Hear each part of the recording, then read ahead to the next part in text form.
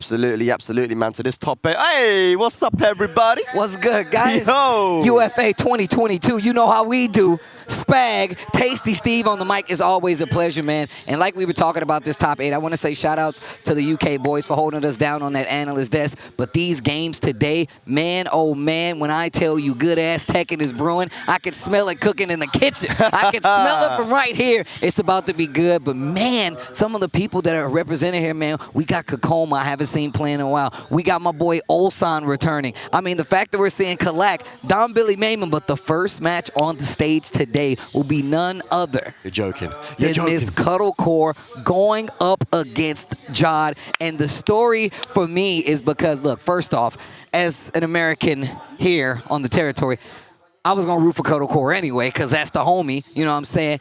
But to see her take on somebody like Jodd, who I just saw at Only the Best, tell me like, yo, Steve, look out for me. I'm going to be. He literally told me this at Only the Best. And I told him, I was like, look, if you hold true to this, I'm going to talk about this on stream. And when I tell you, I was looking at him at Only the Best, and I was severely impressed. He's got a lot of support from his hometown crowd as well. When I was there with him, he had a lot of support. And I'm sure that's what kind of powered him up to get him here so far. Yeah, no, he's a grinder, man. And that's the thing about these new players. And again, I can't stop smiling because it's amazing to see that 2019 I was here at UFA, man, and the community is so different now, and in a good way, because we have so many new players that have come in. Jodd was, I mean, I don't even think he was playing the game the last time UFA happened. He's a new blood. He's a new blood. Dombili, how old was he? He was 14 or something when he UFA was baby food. Baby food, bro. Yeah, so like, these guys are here now. Jodd playing amazingly. I was so impressed. So many people were impressed. I mean, we know Jodd is a good player, but this weekend, he has just turned it up a notch, Steve. And I think, you know, being in the hometown, representing, this is going to be a fiery match, man. This is going to be a really good match. Like I said, Kkokkoma going up against Jodd. One of the things I would like to know is, like, what character we going to see from Kkokkoma right here going up against Jodd. Jodd, a Nina player, if I'm not mistaken. Is he Nina? Yeah, Nina. Yeah. So, looking at the fact that this is a very, very, I feel like a niche matchup. You have to understand Nina at kind of a deep core to go to even stand a chance versus a professional Nina player, I feel like, because Nina players, they're rare, but they're good. If you get a top 8 Nina, you know that Nina is about business, no questions asked. Yeah, no, 100%, man. You need to know there's not a lot of Nina players, and I think that the execution barrier has kind of stopped a lot of people using her, right? Not going to stop Jodd, though. He has the execution. He knows how to do the flappy combos, the into-Wasani ones and everything. But then, of course, you know, they got the side step one, the high Shida step. These are very tricky mechanics to move around, right? But Kkokkoma, she is a professional through and through. She's definitely going to know. And you guys have some very good Nina players in the USA as well. Oh, yeah. We got a couple of, shout-outs to the boy Silas. Shout-outs to the boy Victim of Ritual, another one that we have out there. So we definitely got some Nina experience. And I know for a fact she has Nina experience because both of those players play in ICFC virtually every week, and to some degree, I know they've ran across. I've commentated some of those matches myself, so I know they're there. But speaking of there, it's gonna be Ling Xiaoyu going up against Nina, CLG, Red Bull's Kkokkoma going up against Jodd, and this is Infinite Azure. What a way to start the tournament, though. Yes, sir. And going with the Ling as well, you know, I feel like she's got a lot more, she's found a lot more success with the Ling over the Elisa, but looks like we're going to be resetting here. I'm not sure what happened. Maybe the stage was chosen by accident. Yeah. I don't know what's happening here, but we're going to reset. I think it might be a custom, actually. It might be a custom, maybe? Is that not a preset that's allowed? Okay, no, I think it's good. I was looking at the spark. I thought it was like a special spark. Early mind games, Steve. Yeah, I don't like it. I don't like these American mind games. I thought it was a custom. Nah, bruv. I don't like it. Riff raff early on here at UFA 2022. You're starting to sound like K-Wiz, man. You're doing it again, Spag. No, here we go, though. Hopefully, maybe it was just an accidental stage pick or something like that. But this is on the winner's side, so that's how you know both of these players. They were talking about Jodd playing like a person possessed, Kkokkoma making it out on winner's side as well. This bracket was actually stacked. So if you see these two players on the stage, just imagine the bloodbath, the bodies that lay behind them in the brackets. You know? Yeah, absolutely, man. So Cutter now taking some time on the character select screen. Probably going to go with the Ling Xiaoyu here, but Is it going to be the same? Yeah, I believe it was a stage pick then, probably, you know, because they're going to go with the same presets and everything. Shoutouts to, like, you know, bringing the Namco for bringing in these presets, by the way, because, you know, that didn't come in from the beginning. It was added in later. And I still haven't seen all the presets in this game, straight you know? up. Sometimes I'm watching events and I'm like, is that allowed? They're like, dude, there's preset. I'm like, oh, I've never seen that one before. Okay, all right. So I'm always surprised by these presets. And in all honesty, I want them, look, we got Tekken 8 coming out. You know what I want for the presets? I want a preset for every game. Give them the throwback outfit and give them the new outfits. Bro. And if you want to get spicy with it, you give them the Tekken 4 style. You give them the battle outfit and then you give them the casual outfit and you switch the colors. Do it, anyway. man. Now that we get to it, you know. All right, guys, here we go. I think this is legit this time. Jodd, Kkokkoma, Nina going up against Ling Xiaoyu. Let's go. France versus the US. Kkokkoma, Jodd. Here we go. Oh, no, already.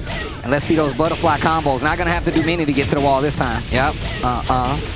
Yep. Big damage on the wall. Got to be careful. That high Shida step will be coming in handy. Not close enough to the wall to get the bounce, but still. A big run. Kkokkoma behind on life right now. And this is going to be very, very important to be able to deal with the AOP. And instantly, we're seeing a comeback here from Kkokkoma using that stance. We seen this yesterday too, man. That AOP really did save Kkokkoma in situations I did not know about this combo. Yo, Jodd with the pickup. Left flappy. And then you see the high Shida step just to let you know I'm ready. I'm crispy. Fresh even.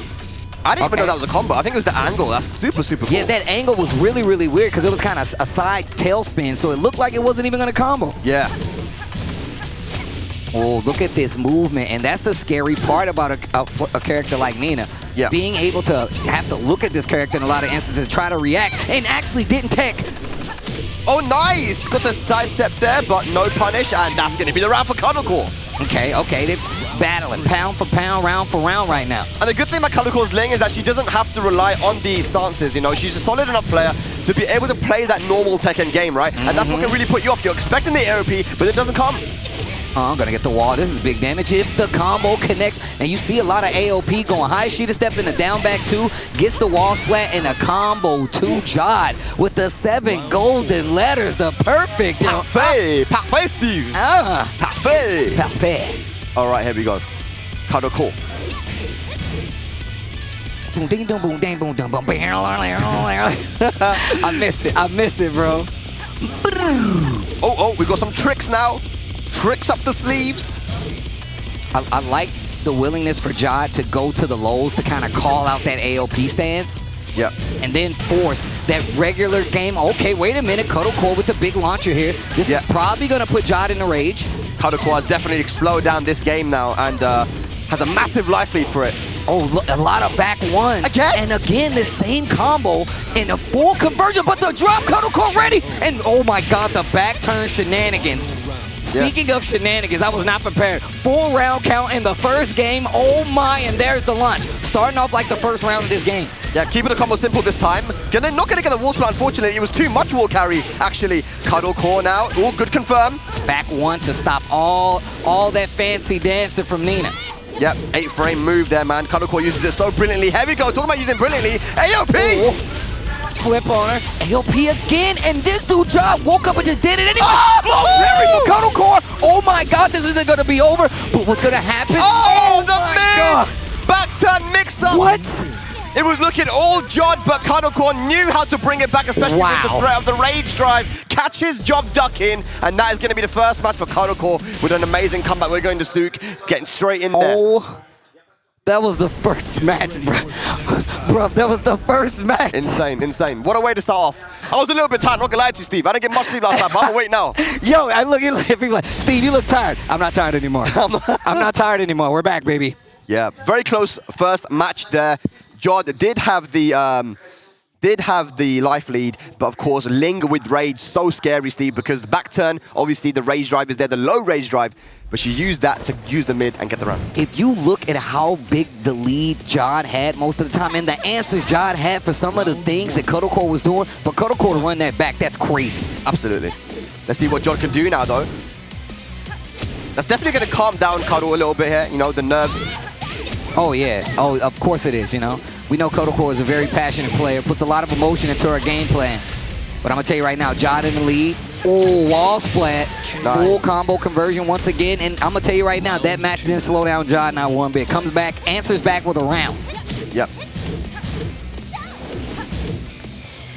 Yeah, I like this from Kkokkoma. She's just like, you know, mixing up her timing, being patient at times, being very aggressive at times.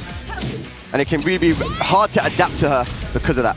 Yeah, and like you say, using that back one, that fast, the 8-frame move that literally kind of slows down what Nina wants to do. You got to be a little more tricky with your movements if you're really going to stop her after using that move.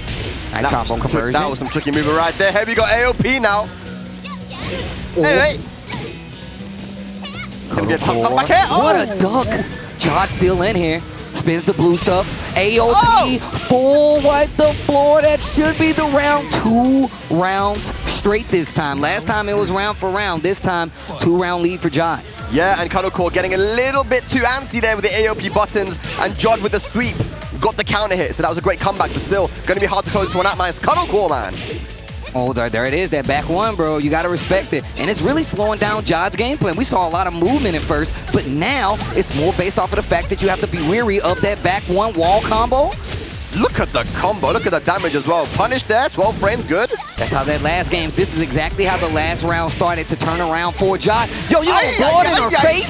The disrespect, not dead yet, though. Oh! Why are you ducking, Jodd says. 3 rounds straight. That was 2 comebacks. So, Steve, this is going to go down to the wire. Okay. This is definitely going to go down to the wire. What does Cuddle do now? A lot of thinking to do. Do you go to another stage or do you go for the Elisa? I'm going to tell you right now, I want another stage. I want another stage because this right here is actually scary. For Nina, this is too perfectly rounded for her. Literally, any combo, I feel like she's going to be able to take you to the wall. Unless it's a long stretch combo, landscape combo, she's going to be able to get you to the wall. There's going to be a lot of damage that comes from it. And Twilight Conflict, this is the stage that Kkokkoma likes to go to, and she's sticking with the Link. And I feel like she has found a lot more success with the Link here, you know, watching her play in the casuals, watching her play in the tournament, you know, over the Elisa. Not to say that Elisa couldn't do it, but yes, I agree with this decision. Look, 2 of those rounds in that last match were comebacks from Jodd. If she could actually close those out, this could look like a completely different match. Let's see. Here we go, ladies and lads. First match of top 8 here at UFA 2022, Tekken 7. Let's go. It is going to a final match here. Steve. This is actually ridiculous. Like we said, we told you, look, and this is just this is the beginning course, bro. We got a whole 8-course meal for you. This is the first dish that we're giving you, and it's Jodd versus Kkokkoma last game. Looking for a Magic 4, possibly? Yep. Oh. Got to watch out for that wall standing 2 as well from Ling. It's a 13-frame counter hit launcher, and it's super, super hard to whip punish. Every knockdown, I feel like, really begins Jodd's play. Yeah. Just staying in back turn in a lot of instances, calling out, and no text coming from Jodd in this situation. Oh, nice. That was a frame trap there. Forward 4 from Ling is actually +1, I believe. And that's going to be the first round, maybe. No, no duck. Don't get, this, you can, okay, not the breakable wall, but this is going to hurt no matter what. No range drop. No range drop there. That would have been a really good thing to do because he had so little health that it would have done a lot of damage, but a drop there from Jodd. And on top of that, you got to remember, that angle on that wall would have gave you the hit, but you would not have been able to get in a follow-up at all. And you wouldn't have broken the wall. She still would have had it. It probably would have gave her rage and a better instance at coming back. I kind of agree with what the call Jodd made, but it hurt him in the end. Again, no break on the 2 throw. And those are adding up now. Kkokkoma is catching onto something here. Going to the lows, out of back turn. Oh, big counter hit the balconies there. You might not even need it. And that's 2 rounds straight to answer back for Jodd's 3 rounds straight. In this last game, and you hear the crowd. The crowd is getting loud now. Good. Yeah, she's going for the throws now. She realized that maybe that is a chink in the armor there. Jodd, Oh, wow. Tried to hit him with a rolling throw. The shed up slap on top of it. Now this situation, that Hayashida step on the wall, finally blocking those lows that really added up in these first 2 games for Jodd. Defense here. Jodd counter here again with the flip over. What's on it for? Flip over, Kkokkoma! Oh, what a block. Jodd's got a chance. We've seen a combo from it last time, and the wipe the floor instead of slap, and there is Jodd running it back around on the board. First game. It's not over yet. Not over yet. Okay. Kkokkoma, what's she gonna do now? Damn. Oh, the Ling. The trickiness. Look at this. Catching Jodd ducking quite a few times. Patience. Kkokkoma just chipping away, chipping away. Lots of pokes right here. Jodd can't be overly patient here. And that full combo conversion should be able to get the wall. Yeah, oh, breaks the wall actually. I'm not sure if he wanted that. Oh, spring kick. Up. Needs to be careful right on this wall. Oh, nice block with the wall. Oh, yeah, that's going to change up the combo and catches him again. That's going to be dead. Jodd is going to loser's side. Kkokkoma takes the first set in a nail-biting 2-1 set. Oh, my gosh. That was the first course of this 8-course top 8 here at UFA. Oh, my. What a set. Absolutely beautiful there, man. You know, I feel Jodd got a little bit too patient at the end. You know, anticipating that maybe Cuddle was going to press a lot of buttons, but she kept it patient herself as well and just went for the pokes. Again, I told you, she doesn't always have to use the AOP and the back 10 to get the pressure and to get the damage. She sometimes just plays normal Tekken there, just down forward 1, jabs, you know, magic fours, and I think it caught Jodd a bit off guard at the end. If you think about it, it wasn't many combos that we saw, like you pointed out. It was just pokes from Kkokkoma. She's like, you know what, I can't keep going. I can't swing this big, and if I do get these hits, it might not actually lead to these big combos that I need. And we saw the return that came from Jodd in that last game. And even in the first game when it was round, that second match was nothing but 3 rounds straight for Jodd. It made a lot of sense. It made a lot of sense. But not going into that last game, started noticing that Jodd wasn't reacting to those throws, didn't take one of those 2 throws at all. And you saw Kkokkoma start to hone in on that. And I feel like that kind of shook up Jodd's game plan because he's like, oh man, she's going to keep going for these throws. That opens up the lows up close because that's when he really kind of started to get flustered. But Jodd's still alive, just going to be on the loser side. Absolutely, but our next match is going to be a very interesting one, ladies and lads. Our next match in winner is going to be, I know players are already on the stage. It is going to be Ulsan from Korea going up against DombiliMaymun from Germany. Now, Dombili, what a story this has been. You know, like a lot of people have said in history, like, you know, Tekken is historically a difficult game to get good at very quickly. Yeah. You know, you got to spend years. You have to have legacy skill.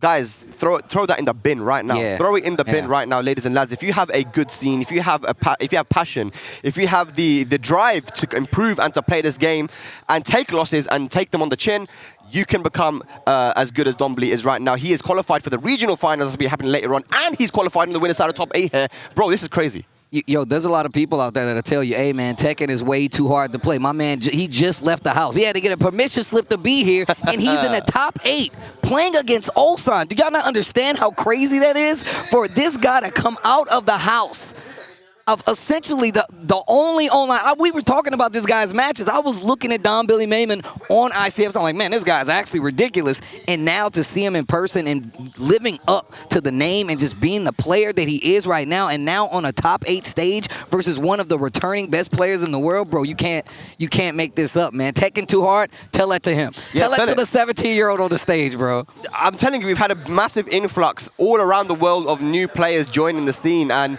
for a game that's, you know, 5 years, technically 7 years old, bro. You know, it's incredible. It's incredible, dude. And, you know, like, when this game was out, when this game got released in the arcades, Dombili was 10 years old. 10 years? He was 10 years old. Now he's 17 years old on the stage here going up against arguably one of the best players in the world right now. I mean, not even arguably. He is one of the best players in the world right now, Ulsan. Free. Remember when he left, he came back and instantly showed up in the top 8 like that. He's like, oh, I'm back now. Top 8. That's, you know, where I'm at. Ladies and lads, here it is, man. Germany versus Korea. Dombili's first offline experience. He hasn't even gone offline for Tekken at all once. Going up against Ulsan right now. Here we go. Top 8. This is first time breathing offline here, bro. Like, this is his first time. And the Bob coming out to deal with the Marduk. Man, the character variety. Nina, Lang, Marduk, Bob. Alrighty, here we go. And also, you got to remember, Ulsan definitely will go to that, I was about to say Kunimitsu, not Kunimitsu, but the Kazumi if things get a little too dicey. But first blood coming from DombiliMaymun, big throw on the wall, big damage too. Oh, he doesn't care. Oh, get nice. off of me. Oh, and first decisive first round for DombiliMaymun. Yes, and you know, I like that Ulsan likes to go to Bob against characters I feel like that don't have like really solid counter hit tools, right? Like magic balls and stuff. Because it can be a little bit more aggressive, but I mean, the Bobs, we have Bobs here in Europe, man, and especially one in Germany, DBP. Oh yeah, so it's not like he doesn't have the experience. I can tell you that right now. Second round looking a little better for Ulsan, but it's building up for Marta. But this is massive experience for DombiliMaymun. He's playing against his first Korean, and when you have that first experience, it's crazy, but no break on the 1+2. But the wall will cut the combo short. Oh, wow. I love the breaking on the tackle. Oh, Ulsan, you better guess or you better die. Nice break. Get up attack. He was ready, but the wall is there. He still had a combo. Harada. Oh, my. Double KO! Double KO here. Dombili is 1 round away from taking the first match. Bruh. USA 2022, what's going on here? Crazy scenes in Paris. The back two. No break! Oh gosh, what is happening right now? Down back two. Why does he have combos for all of this? Yeah, massive life now for Dombili, but Ulsan can make this comeback. Break this time. Oh. Big whiff. Oh, no. DombiliMaymun with the first match! Oh my God. DombiliMaymun. We surely must be seeing the Kazumi now, surely. I mean, wow. Surely, Steve, right? I mean, he went back to stage.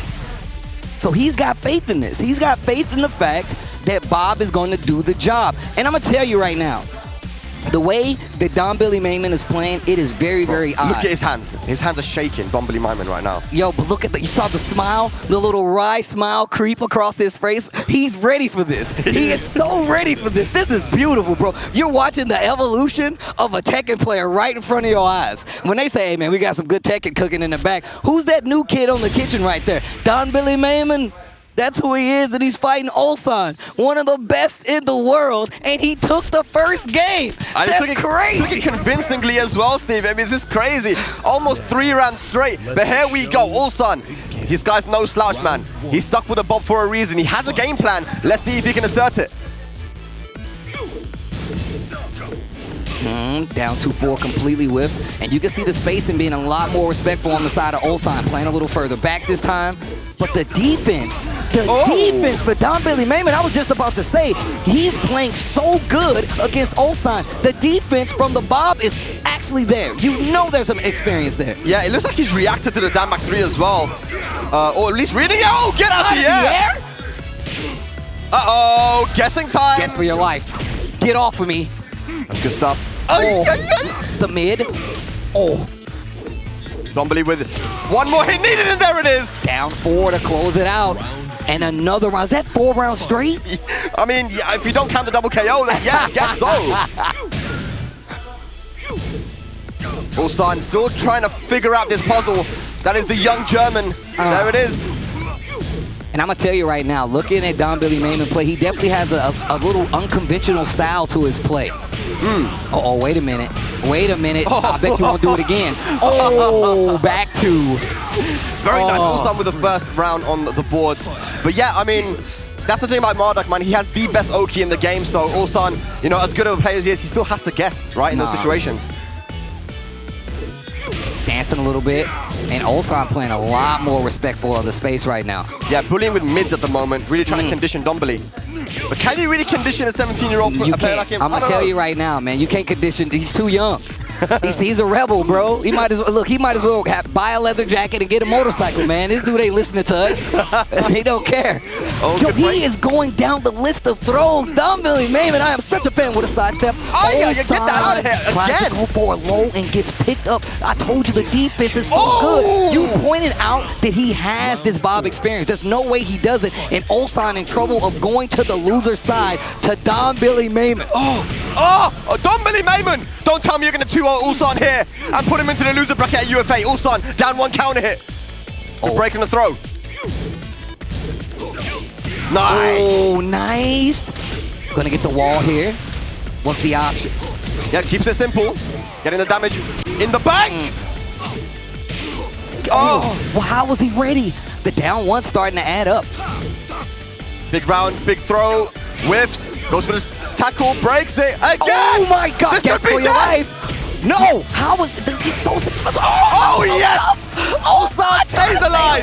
Oh my God! He's broken every tackle afterwards, man. It's like crazy. He's guessing right.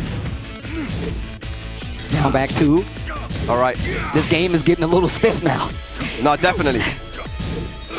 In the words of my boy NYC Fab, stiff. Oh my gosh. That definitely wasn't stiff though. Wasan in 3. Here we go. What's going to be the Oki here? Oh, goes for the mid. He was looking for the tackle. Now he switched to the mids. DombiliMaymun, I like what you're doing. Down back 3. Life just about even. Ulsan needs this round. Oh my god, punish. A Dombili! Oh, counter hit. Rage drive available. Get up. Mixed up time. Down jump. No. Oh! Ah, DombiliMaymun is going to put Ulsan into the loser bracket here at UFA 2022 2-0. The young German can do no wrong here in his first offline experience. Wow. What is happening, Steve? Yo, look, you said it yourself, man. Hey, this game's too hard, bro. Yo, No. wait a minute, wait a minute. No. Wait a minute. What is happening, Wait a Steve? minute. Internet. Tekken 7 is too hard. When Tekken 7 was released in arcades, this dude was 10 years old and he just beat Ulsan. No. 2-0. Oh, come on, bro. What's happening here, Steve? Tekken, you know what happens? Tekken never lets you down. That's what's happening. And comes down to the cheers of the crowd, as he should, putting Ulsan, the first shark, in the loser's side. Ladies and lads, incredible, incredible scenes right now. I believe we are going for a short break. When we're going to get composed, when we return, more Tekken action here for this top 8 at UFA. What the hell?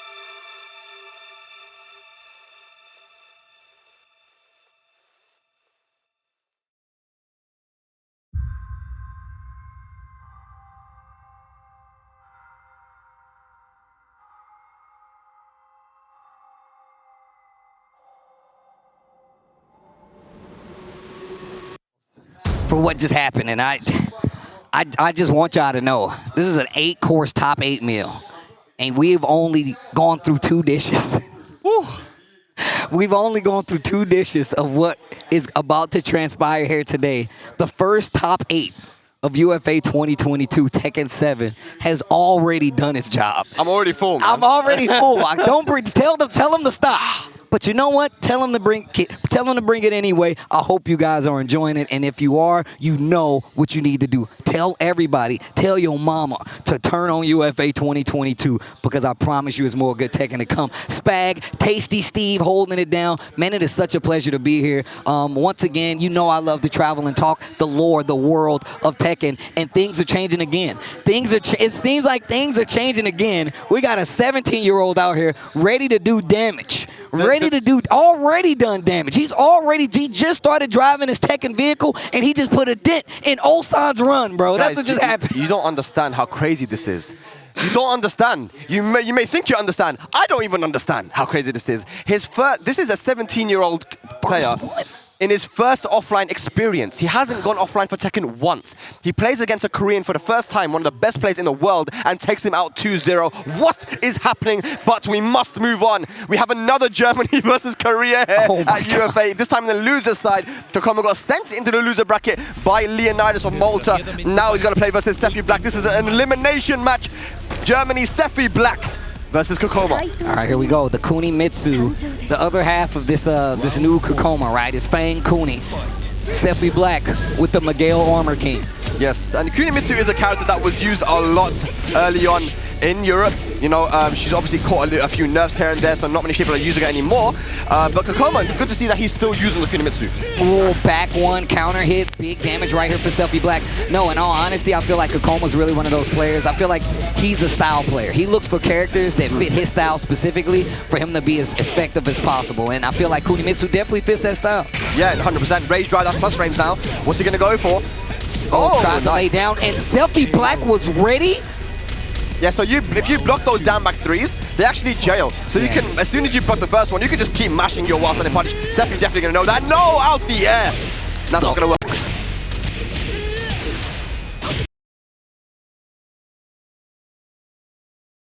Okay. Oh, back forward, but didn't get the bounce because she was back turn 4-4, 2-2 to get that hit.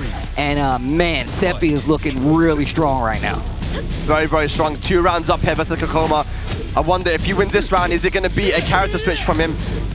Not over yet, though. Oh, nice down back 3. Kkokoma's slowing it down. Slowing it down the line. Yeah, Kkokkoma just using that 2-2. Oh my god, the trade, though. Counter hit working in favor of Sephiblack. Look at the damage. Oh. Off the FF2, though. Okay. Oh wow, set 2 not gonna be in range. Tries to go for the 1+2 throw, not once, not twice, but 3 times. And the 3rd time's the charm, as we know. Man, you better be careful. You're gonna get yourself killed, bro. You're gonna get yourself killed out here. God, I love that wind pose, bro. That's something you say. Yo, you better be careful out here in this Tekken streets. You gonna get yourself killed. Do you know about DombiliMaymun? They're crazy out here. You better break these throws, fam. Right. That's 3-0 now for Germany versus Korea at the moment. In you matches. and me keeping track of what we just got here. Jesus. You're gonna be talking about it on the next stream, bro. I'm a numbers guy, and of course, as I thought, going to go to the character set screen. He might not switch, but he's definitely gonna think about it. Fang, I mean, he is a character that has done well versus Sephi in the past, but he has a lot of experience against the Fang and against the Kunimitsu. Yeah, it's really, you know that this is a tough choice because I feel like you can go to Fang, and Fang is definitely one of those characters now that are really strong. But everybody's going to have experience now. He's that strong of a character to where, and there's still people who have that legacy kind of understanding of Fang who knows how to deal with it. Once again, Kkokkoma goes for the W, and that's why we see the Fang coming out from him. 100%, man. The Fang here. Kkokkoma, of course, ladies and lads, he was here at UFA 2019 during that Tekken World Tour. It was a dojo event. You know, it had a lot of points on the line, a lot of money on the line. He came second, losing to Tishumon. But here, you know, he's back on the top 8. Can he go one further? Scream at it, scream at it. Ah! Kuni couldn't do it, I need you. Let's get it. Second game. Oh, nice. A lot more pokes coming out from Fang, of course, because he's definitely known for a big damage shoulder. Yes, a very aggressive style for Kkokkoma. Rushing Sephi down, has a life lead now, doesn't have to take any massive risks. Keeping it simple. The thing that Kkokkoma, I feel like, excels at is, like, once he knows what that weakness is, he drives it into the ground. I feel like that's why he played characters like Kazumi, because once she really got that run, that 1-1, all he needed was a 1-1-2 knockdown. He's like, the guess is going to be there. Kkokkoma can excel off of that. That's how good of a player he is. But now eating a hop kick from Miguel. Yes, look at this. FF22, yes, going to go close to the wall. Slash kick for the plus frames. A 4-2. Oh, wow.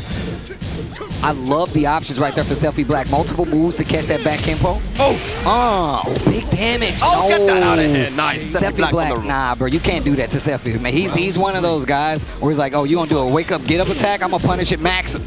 This is a Sephiblack that's in form. Sephiblack is very consistent at the moment. He's been traveling everywhere for tournaments, grinding the game online and offline.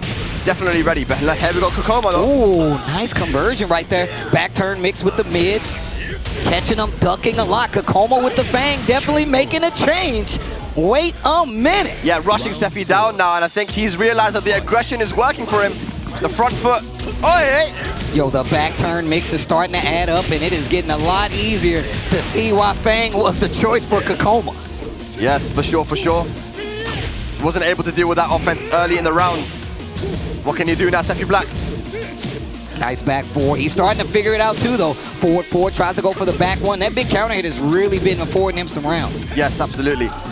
And it's looking like Kkokkoma might be taking this match and taking us to a final match. Unless Sephi can do something with that rage and the wall positioning. Dancing a lot right now. Kokkoma's back to the wall. 23 seconds left, but rage is on the table. The down forward one thing, gonna cut it here. Sephi, what are you gonna do? What can you got?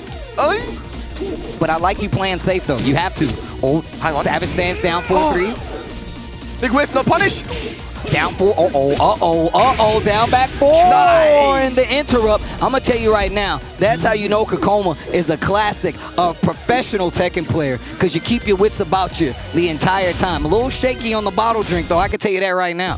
Sure, we've got Mihawk coming up now to give a little bit of advice, and that's what I love about the Germans. Is that, you know, if it's not Mihawk, it could be Tetsu or be someone else, Momo Dog. They always go up to give advice to each other, even if it's like something really, really simple. And I was talking to Tetsu last week and saying, you know, what is it actually that you guys say to each other? And he goes, sometimes it's the really simple things. It's like, you know, just stay calm. You know, he's being really aggressive. So, you know, just watch out for that at the start of the round because he's trying to steal the life lead. You know, it's something very simple. Even if Sephi knows it, always good to be reminded of something just so you can focus. Yeah, think about it, man. Look, you're a competitor. I'm a competitor. I'm going to tell you right now, sometimes you get nerves and you don't know how to calm them down. Sometimes you don't even need strategy. Like, hey, man, calm down. You got this. It's not like you were playing that bad. Yep. Know the adjustments. Get back in there. You don't need to give them this whole drawn-out thing. It's the small things. We saw this at only the best. All the Germans, they were legit. Just every time, go talk to somebody. You know, they were definitely there to talk to each other and give help. Yes. Here we go now. Final match here. Sephiblack versus Kkokkoma. Who's going to take it? Oh, nice. Hold back. Gets the tech. I like the testing right here. Yeah. At 1-2-4. Back one. Selfie getting a little loose. Ooh, nice. While standing 2, not going to work. With punish with the hop kick from Kkokkoma. Working on a perfect in his first round, third game. Yes, look at that. Kkokkoma turning it all the way around. And I think he just needed a different approach, right? And Sephiblack hasn't got an answer for that aggression yet from Kkokkoma. And if you think about it, I feel like one of the things that I feel like that Kunimitsu can't do is deal with like a player or a character that's able to keep that aggression up, right? If you can chase her, it's going to be a lot harder for her to get her game started. But with Fang, he can be just as aggressive as Miguel, has a lot of good pokes, a lot of annoying lows just the same, and in some instances better. Absolutely. But Sephi's stolen the life lead now, but it's not over by any means. Both guys just sitting just outside of rage. There it is. Hey, that down back 4, Savage stance just to see how Kkokoma's going to react. Sephiblack does have a chance to tie up the round count in his last game. Committed to the down 4-1-2 that is punishable. Rage drive available. Oh, the mid. Oh, Bishop. Nice. Yeah. Here we go now. Kkokkoma 1 round away from taking Sephiblack out of the tournament. Down forward. What a comeback this has been. Forward 4. Wow. Kkokkoma solidifying the game right now, but drops the combo. You do not want to give Sephi another chance. Oh, nice back one. Look at that counter hit. Big damage, shoulder guaranteed. And it was a trade too, and you still got to hold the shoulder. Yeah. Okay. Savage stands down back 3. Trying to bait something out from Kkokkoma. Kkokkoma, the timing's working out for him. He's got access to those thick lows as well, like Kunimitsu doesn't have. Yeah, look at the patience for Kkokkoma. Oh! Sephi in trouble. Sephi needs this round while standing. And that's gonna be it. Kkokkoma, after losing very convincingly in that first match, will get the next 2 and move on in this loser bracket. Sephiblack It was a good run, but he is out in 7th place. Yeah, that first game was looking very, very, very strong for Sephiblack. And like we've been talking about, I think it's just because of Kunimitsu. I feel like once you play really aggressive towards her and you know what she's looking for, it's a lot harder for her to kind of get away, get out of danger. I mean, we saw like the call out on Power Crush a couple times, but she, like you said, she's been changed pretty significantly to where you can kind of address some of this stuff now. You don't get like wall splat off of it anymore and stuff like that. That really does help out that matchup, fighting against the character, I should say. Yeah, no, 100%, man. It was a great decision to go for the Feng there and stay composed. It didn't work from yesterday. That's why he didn't lose a bracket, right? He went from the Kuni to the Feng, and it totally didn't work. This time it did, and Kkokkoma stays alive. You know, his dream of getting that extra space, that extra, you know, space forward, you know, it would have been. It's still alive here, man. Yeah, but we're looking at, I guess, the match earlier when that Kunimitsu was part of the fight. But once again, we saw how aggressive Sephiblack and that Miguel can be. The Fang is a whole new beast. One of the characters this season after that last update that, like, if you don't know how to fight, you might be in trouble. Obviously, he has the experience on fighting Fang, but the thing is, Kkokkoma is that solid of a player. And I feel like he kind of found his gateway. He found his path, his map to how to get through this via Kunimitsu, right? It was one of those things that it was there. He was like, you know what can I do different with, not Miguel, but Fang, that I couldn't do with Kunimitsu. And that's what I feel like got him that last game. Yeah, absolutely, man. It's totally different characters, man. And he has access to those sick lows, the plus on, as you mentioned, the plus on block, you know, headbutt as well. It's just the pressure was too much for him on the day. But yes, we're going on to our next match here. Our final losers round 1 match here for top 8, and it's going to be France versus the UK. The sole UK representative in this top 8, Kang versus Kalak. So you talk to me about this. I feel like you got a lot more experience in like looking at these guys play against each other. Kalak going up against Kang. How do you feel this goes player-wise? Because Kalak is a ridiculous player. Yes. But Kang is always adapting, always changing. And I feel like he's so solid of a player that gives him the situation where he could potentially overlap and overtake anything. But Kalak is kind of a different beast in the sense where I feel like he's very solid. You can kind of shake him, but for the most part, he's way too solid of a player to kind of depend on him faulting in that instant. Okay, yeah, man, I played a lot of sets against both Kalak and Kang, and it's you know, looking at their play styles, Kang, you know, we know him to be that guy who likes to assert the 50-50s, you know, the forward 2s, the hell sweeps, and but he also is very good at whiff punishing, right? On the other hand, we have Kalak, who's just all around very solid, but also the thing about him that's scary is his unpredictable timing and his move choices. Sometimes his back will be to the wall. You think, he's not going to press buttons here. I mean, it's too risky. Matterhorn, sidestep, hop kick, you know, and it'll just catch you off guard. You really don't think it's going to happen. He has beaten some of the best players in the world using that unpredictability, even people like Lohai, you know, and these guys, I mean, you know, just standing still for 5 seconds and going for a hop kick. Yeah, right. And plus, he has the hometown crowd here to support him too. So Kang's going to be looking to try and shut down the Lily sidewalk and try to assert his offense. Kalak going to be doing what Kalak does. So we talked about that. We actually saw Kalak yesterday playing with the Lily. We don't get to see that many Lilies, but movement is the name of the game, right? I want to see how that's going to play into this matchup. We know Kang's really going to be paying attention to it, but Lily is one of those characters, and you already talked about Kalak will throw. We saw it yesterday, actually. He was legit in the situation. He was like Matterhorn randomly. I'm like, all right, like he's solid up until this point where he's like, you think I'm going to commit to this? I'm not going to commit to this. I'm going to do something crazy, but here we go. Kalak versus Kang. This is losers, so somebody's going home. Let's get to it. Let's go. Oh, CD want to start it off. There we go, Kang. I like how solid Kang's playing already. Gets the wall splat. Yep. Nice, good block there. Oh. There you go. That power crush getting the hit. Nice, and that's a very aggressive start there from Kang to start this one off. The belly, bro. The power crush. Yep. That's back 2. And now you see Kalak stepping into it, so that way you can get at least a little punish on it, right? It's only -10. This power crush is -10, yeah? Which Bobs? Yeah, the Bobs. I think it's like 12, at least 12. 12? Yeah. 12, 13. But yeah, I mean, Kang, you know, the way that he plays his game. He turns a game to his pace. He wants you to play his game, and that's the thing. Kalak's gonna have to try and stop that if he can. Oh, back 2, gets the tail spin. No combo though. Oh, wow. I thought we were gonna see the balcony break. And this is much of a scramble match right here. Oh, wow. That vertical hop kick not going to be close enough to get the jab punish. Yeah, and that's what we're talking about, that unpredictability of both guys in rage. Now what's going to happen? The sidestep 1+2 has been catching Kalak a lot here, Steve. I feel like that's because he's trying to do these unpredictable moves and like the sidestep is just catching him. And that's why it's working like that. Yeah. Maybe we're going to start seeing some change here from Kalak. Use the 4-3, some homing moves. There we go. As I said, the 4-3 homing move coming out. Oh, break on the 1+2. Lots of pokes coming from Kalak. Seems like he's got an idea on how this works. Oh my gosh. And the wall break on top of it. Goes down to the second half. Gets the wall. Uh-oh. Gotta be careful. Kang's punishment at the wall is super good. Hell sweep. He's gonna do it again. Oh! Nice. Oh, okay. Nice challenge there. Back to the wall. Says, you know what? I'm not gonna even wait. You're right. He was gonna do it again. I think Kalak had the right read as well. He stayed on the floor. That was really good. But here goes Kang again with the lows. And just 1-2 to kind of start the pressure from Kalak right now. Yeah. Okay, 4-3, we're seeing it now. Nice. Big damage right there. Bob and Raze though. Kang on match point and just does a normal throw top. Try to go for the Oki with the back 3, but that is punishable. Good stuff from Kalak taking it to final round. Man, this is like a little scramble right here. I'm seriously like, I'm struggling to see what the plan is for both of these guys, but I feel like they playing on the cusp. They playing on the hip. A 4-4. Gonna get the wall right now. Very good stuff there from Kang. We're gonna talk about what he did there in a second, but he's in the corner now. Gotta get out of there. 4-4-2. Oh!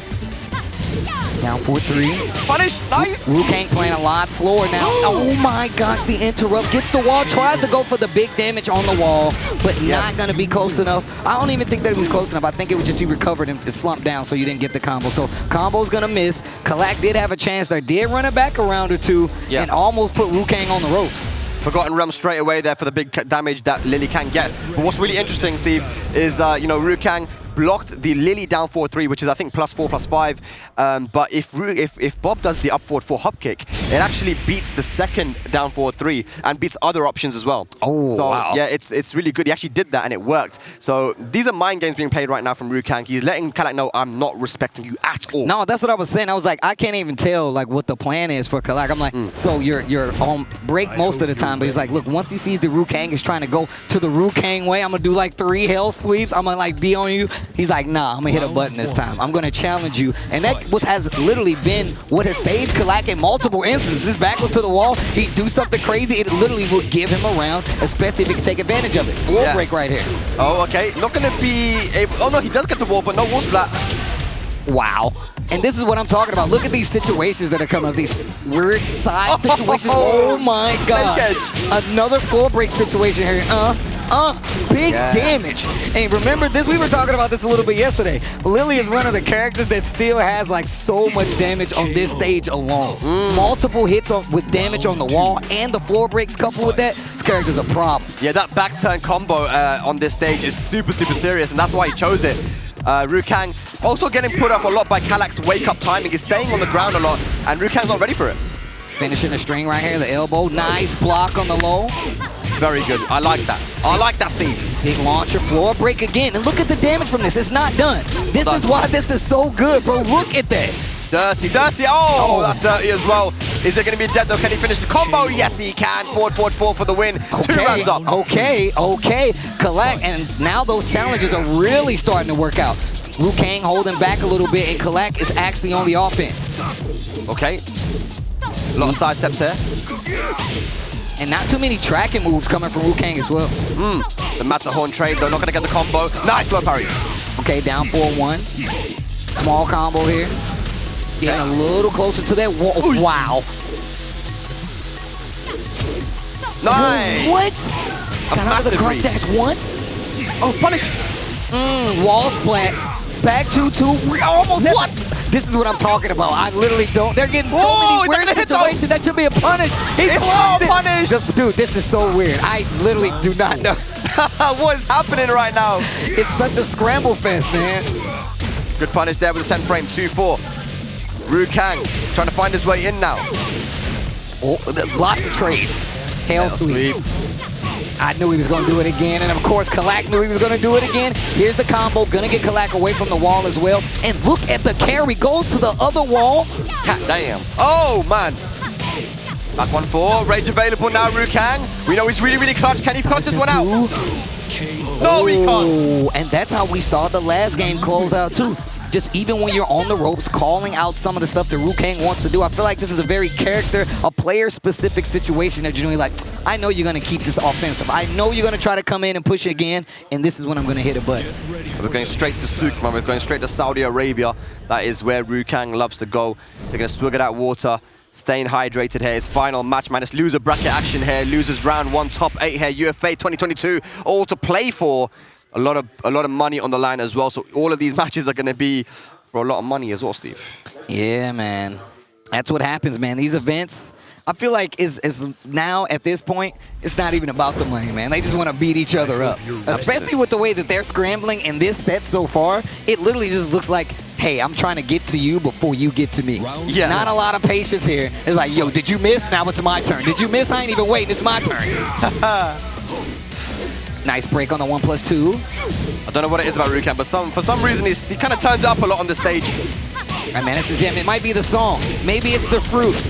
The watermelons. The amazing sales on the items in the background. Okay, wait a minute. Get up 3. Gonna get a small combo here. In the corner. Hell sweep again. Go for the mid. Steal the low. Yeah, the no mix up. He's in the corner now. What can he do? Side to 1+2. Oh, he's looking for a whip punish. Doesn't get it. The launch. The 4-2-4 not gonna work out. Big launch. That might go to the wall here. No Jodd's combo. But no rage now. Wow, that was a setup? Tell me that was a setup. Tell me that was a setup, Kalak. Drops the combo early on the wall. Kang with the false sense of security gets hit, and now the lead in this set goes to Kalak. Kalak playing really, really good, man. That is, he takes the lead for the first time in this set. Here we go, goes for the launch. What a challenge right here, and this should get to the wall. Oh, no. Nice. Oh. Back 4, not gonna be the choice. Oh, hop kick to call it out. Oh my gosh, he's going to the wall here. Okay, damage. Oh my god, what am I gonna do? There we go. Kalak. Kalak, 1 round away from knocking Kang out of this tournament. This is losers round 1, you can see it up there. Nice block. He's on the back foot right now. Kalak with the plus frames. No respect from Kang. Flips him over. Working his way back slowly. Oh my god, too predictable. That's not the first time we've seen that work out like that. Kalak definitely has a hint of what Kang wants to do. Power crush not gonna work out this time. Kang is in trouble. Tries to spin the blue lily, says no thank you. Oh my god! Kang brings it back with a pixel. The Harada Care package. Insane. Kang stays alive. Got momentum now. Uh-oh, Steve, what's going on? What's going on? Hell sweep. Nice block. Oh, I'm gonna say Kang not blocking those lows, but he's blocking this one. Back to what awareness! Almost got the combo. Don't tell me it's gonna be a final. Don't tell me right now. Running power bomb. Can he finish this round? Can he close it out? Oh no. Rage is there. Lily can definitely run it back. What a block on the down back 3. Tries to finish the string. It's been hitting every time except for this one. Oh my god! Oh, did you see the? Hey, yo, chill. Final round here. Who's gonna take it? The back 2 to close it out.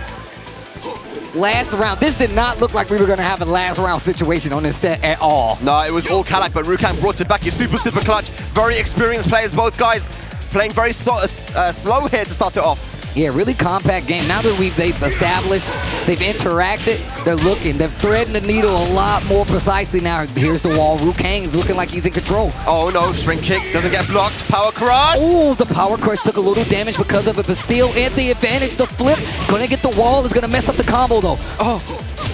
Oh my god, the lows. Rage available now. Gotta be careful, Kang. Plus frames for Kalak. Oh my god. Oh, cannonball.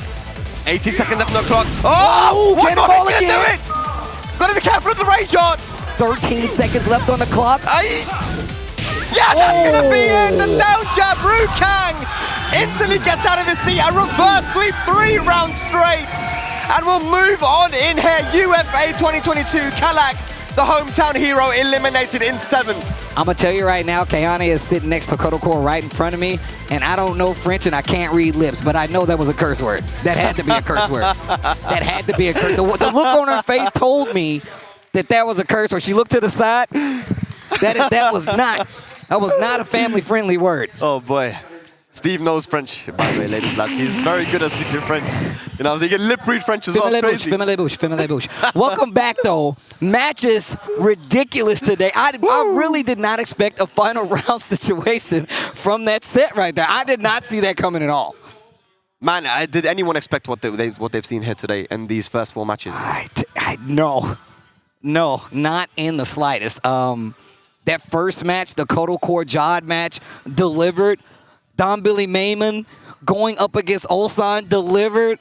Oh my gosh, Kkokkoma, like every match so far has done exactly what it's supposed to do. This is an 8-course meal, a top 8-course meal. And I'm telling you right now, there's a lot to break down. So much so that we've invited even more people. They started the show and we're gonna send it to them now. I believe we got the boys sitting over here. Bubsy, K-Wiz, how you doing over there, man? And welcome back, guys, to the Analyst Desk with K-Wiz and Bubsy. And we have a special guest with us, Mr. Tetsu, Mr. Gamer Legion Tetsu. How are you feeling? I'm feeling good, thank you. How are you feeling? I'm feeling good. Thank you. No one ever asked. Thank you. I really needed that. I feel like that's a shot at me. I don't know why. I feel like that's a shot at me. It wasn't, don't worry. But yeah, we're here with Tetsu. And like we just have a few questions. We want to talk to you. First off, Germany, that German factory. Talk to me about you're a product of the German factory. So talk to me how all that works, man. So basically, in the west of Germany, there's a factory, and you know, Sephiblack carries the factory. Okay. Every morning he goes there, does some downforce once to make the machine start, and then some people come out like Starbreaker, Madara, me, HK, and the most recent product, the best product so far, as you can see, Dombili. Oh, the finest product. I mean, he's 17. So I want to actually talk to you about Dombili, right? Yes. I made a statement yesterday. I'm going to go by the statement. I really feel that this kid is the future. Like, how do you feel about that? You obviously, this is the first time you've met him, right? Yes, everyone. Everyone, yeah. But how do you feel? So, how do you feel about him as a player? He's so incredible. People could argue that the way to top 8 was easy, but his definitely wasn't. No. In order to get top 8, his first opponent, he was offline for the first time, Kuroten. His second opponent, Kira. Yes. Then he had to beat Sephiblack, arguably the best German player. And after, Super Akuma, arguably the best European player with Dioka together. And now, in top 8, he beat one of the best in the world. He just got worse and worse for him, and he just managed to get... He's just too old also. So Tetsu, you were telling me that like, no, when you say first offline tour, this is first offline... First offline ever. Just never appeared? Ever. So... I don't even know if he has a PS4 at home or has ever played offline. Because I'm not sure. I first remember Dombili from like a few years ago. He used to like post combo videos and stuff like that, like geese combo videos and this and like, you know, how to... And that was years ago. So he must have been like 14, 15, like whenever then. And he was still really good at the game then with a geese. So, I mean, and now he's playing Marduk and Feng. So, you know. He just has it. As you said, UK guys says about Ducky, he has a gift. Now we have our Ducky. He has a gift. I mean, it's come out of nowhere. I mean, because here's the thing, you know, first tournament, I feel like making it out of pools is an achievement for a lot of people. Making it to top 16 is another thing. Making it to top 8 is another thing. On the winner's side, and it's like, okay, at that point you can say he's done. You know, he's done enough. But then when the best players in the world is facing him down and he wins that 2-0. 2-0. He's top 3 now. Yeah, he's guaranteed. And you know what is crazy? He's going to be featuring later on in the regional finals. It is sending such a statement. He's in your pool. Yes, he is in your pool. I'm not looking forward to my pool, man. I was stressed before, but now I don't have to play him at least until maybe if I get out. So What should I say? He's in my pool. Imagine he wins today, the UFA, and qualifies. If he qualifies, I have no words, you know, because at this point, what do you even say about Dombili? You know, you could say, oh, he was an online warrior. No, he's not. I don't know what more you say about the guy. And the thing is, he's the future. I said it. He's the future. He's the future. We had Sync and then like that didn't pan out. You know, like that guy. You know, bro. You see, I don't come with the smoke. It's these guys. These guys are bad. Listen, We do the statements after. yeah, No, yeah. kidding. Sync if you're watching. I'm sorry. We are also. But no, I'm not sorry. I didn't say nothing. I defended myself straight away. but I do have to say, like I was speaking to like Hussein, Joke, a few other people, and they were saying like, well, the way Dombili plays is only going to translate better to offline. It's not like he does anything that's like super like crazy. Like he plays, his playstyle is better suited for offline. He's clean. He really plays clean. Yeah, and we saw that here today for such a young player as well. Like I am, man, if I have to play him today later on, I might just put my pad down. Maybe long for you. So Yes. anyway, let's move a little away from that. Let's talk about actual UFA. Of course. This is your first UFA? It is my first. How are you finding just the atmosphere, the experience? Oh, it is so sick. The first time when I went to the venue on Friday, I was impressed by everything. The venue is sick. It's big. It is well. The airflow is good. Yes, definitely. It's like you won't get ill. The seats, bro. The displays. Even on the outside, there is a huge display with UFA. Yeah. This little figurine at the Yeah. entrance. Everything is just so sick. It's like It will be stuck in the memory. Yeah, for they've sure. really like just gone above and beyond, you Yeah, know, with the definitely. production value. If you guys are at home watching next year, don't Gotta watch, be here. Because what's crazy as well, in 2020, UFA was going to be a challenger event for the Tekken Tour. really? Because in 2019, it wasn't affiliate at all. It was a dojo, I think it was a dojo, obviously 96. And then this, in 2020, this season we didn't have, it was supposed to be a challenger event. So yeah, it would have been part of the Tekken Tour. But obviously, this year it was too late to be a part of it. But it's technically a part because we have the regional finals. True. You know, later on. And how are you feeling for that, Tetsu? I'm feeling alright. Actually, alright. I'm happy that I played the regular UFA tournament. Yeah. Like, get to know my mistakes, be sure what I could have done better. And since it's round robin, you have more than one games, chance. yeah. And I think it's gonna be alright. I feel pretty confident in round robins. Yeah. So one thing I want to talk to you about as well. So you saw Sephiblack, you know, lose there earlier. It came down to Kkokoma's Fang. Yeah. You know, what was it like sort of watching that game? What feelings do you have? You know, because that's your guy. That's your mentor. He's my guy. You know? I mean, it's on top of that, Kkokkoma was the guy who kicked me out of the tournament, so I hoped that Sephi could get revenge. The first match looked super well against Kunimitsu. And I was kind of surprised because the day before, Sephi was only thinking about his Fang, not about his Kuni at all, and prepared for his Fang. Then when he picked Kuni, I was a little bit worried, but it looked super well. And then when he switched to Fang, I kind of felt confident. But then, I don't know what happened. Sephi has kind of a Fang problem maybe, like this tournament. Everyone has a fake problem. But imagine, he lost to Dombili's Fang Yeah. and Kkokkoma's Fang. Yeah, Versus fighting, he lost to Joker's Fang Yeah. and Kuiper's Fang. Yeah. Only the best, he lost to Joker's Fang and Joker's Fang. It is a hard matchup for Miguel. Yeah. I think that's one thing I think Miguel does sort of struggle. You know, in that matchup, it's a bit difficult. I mean, he has, you know, a 14-frame launch, which is good for, you know, down back 3. Yeah. But in general, there's a lot that can go wrong. We saw it here. But, I mean, Sephiblack, you know. It is Sephiblack. We might be getting him here later for you guys. Yeah, I'm sure we can. Yes. But yeah, we'll be heading to a video now, guys. Tetsu, thank you for joining us. Thank you It's been for great getting having me. you. And we'll be having another guest here later on when we come back.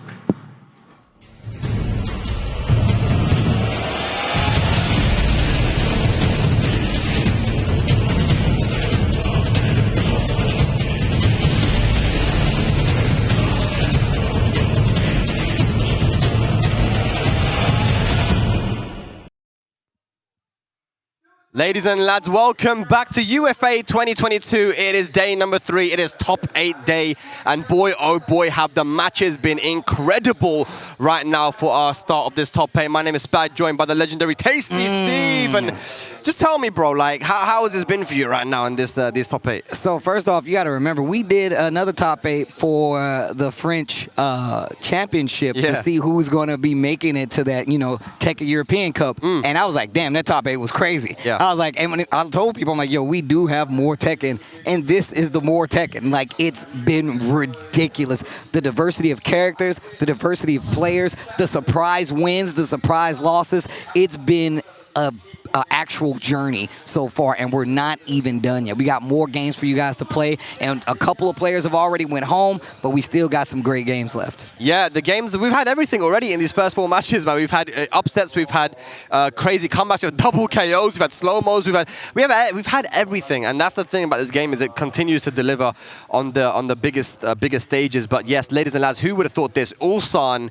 in the loser bracket here early in top 8, losing the DombiliMaymun from Germany, the 17-year-old prodigy, 2-0. The young gun. The young gun, man, yeah. So will be going up against Kang now. Oh, no, it's not Kang. It's going to be Kkokkoma. Yeah, I kind of figured this was going to happen. We were talking about like who's going to be on the loser side, but I was like, Ulsan was the first one. Kkokkoma was already on loser side because he lost to Leonidas in the Eddie yesterday. So now he was already on loser side. So now Korean versus Korean, one of these guys are going home. I'm sure somebody's happy about this somewhere, but I'm telling you right now, who expected to see this in losers bracket? Who expected to see this? Losers bracket, it's crazy right now. Kkokkoma and Ulsan, Feng versus Kazumi here.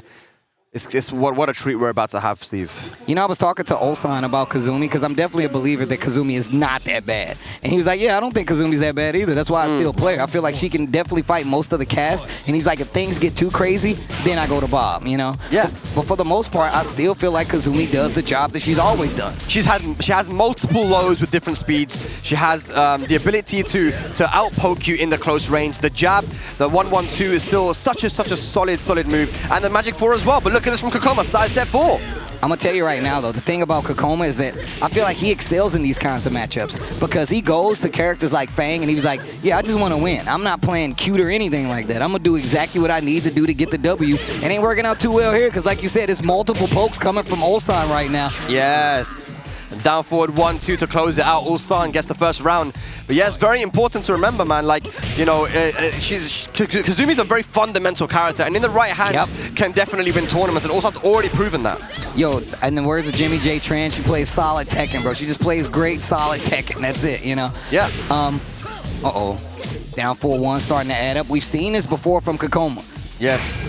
Oh, the rage drive whiffs. That's going to be a nice punish from Kkokkoma. One more is going to do it, and that jab is going to close it out. 1 round apiece. All right. Here we go. Round number 3, game number 1. One of these guys are going home. Okay. Nice back 4. Counter hit here, and the combo going to get real close to the wall right now. Good pressure on the wall.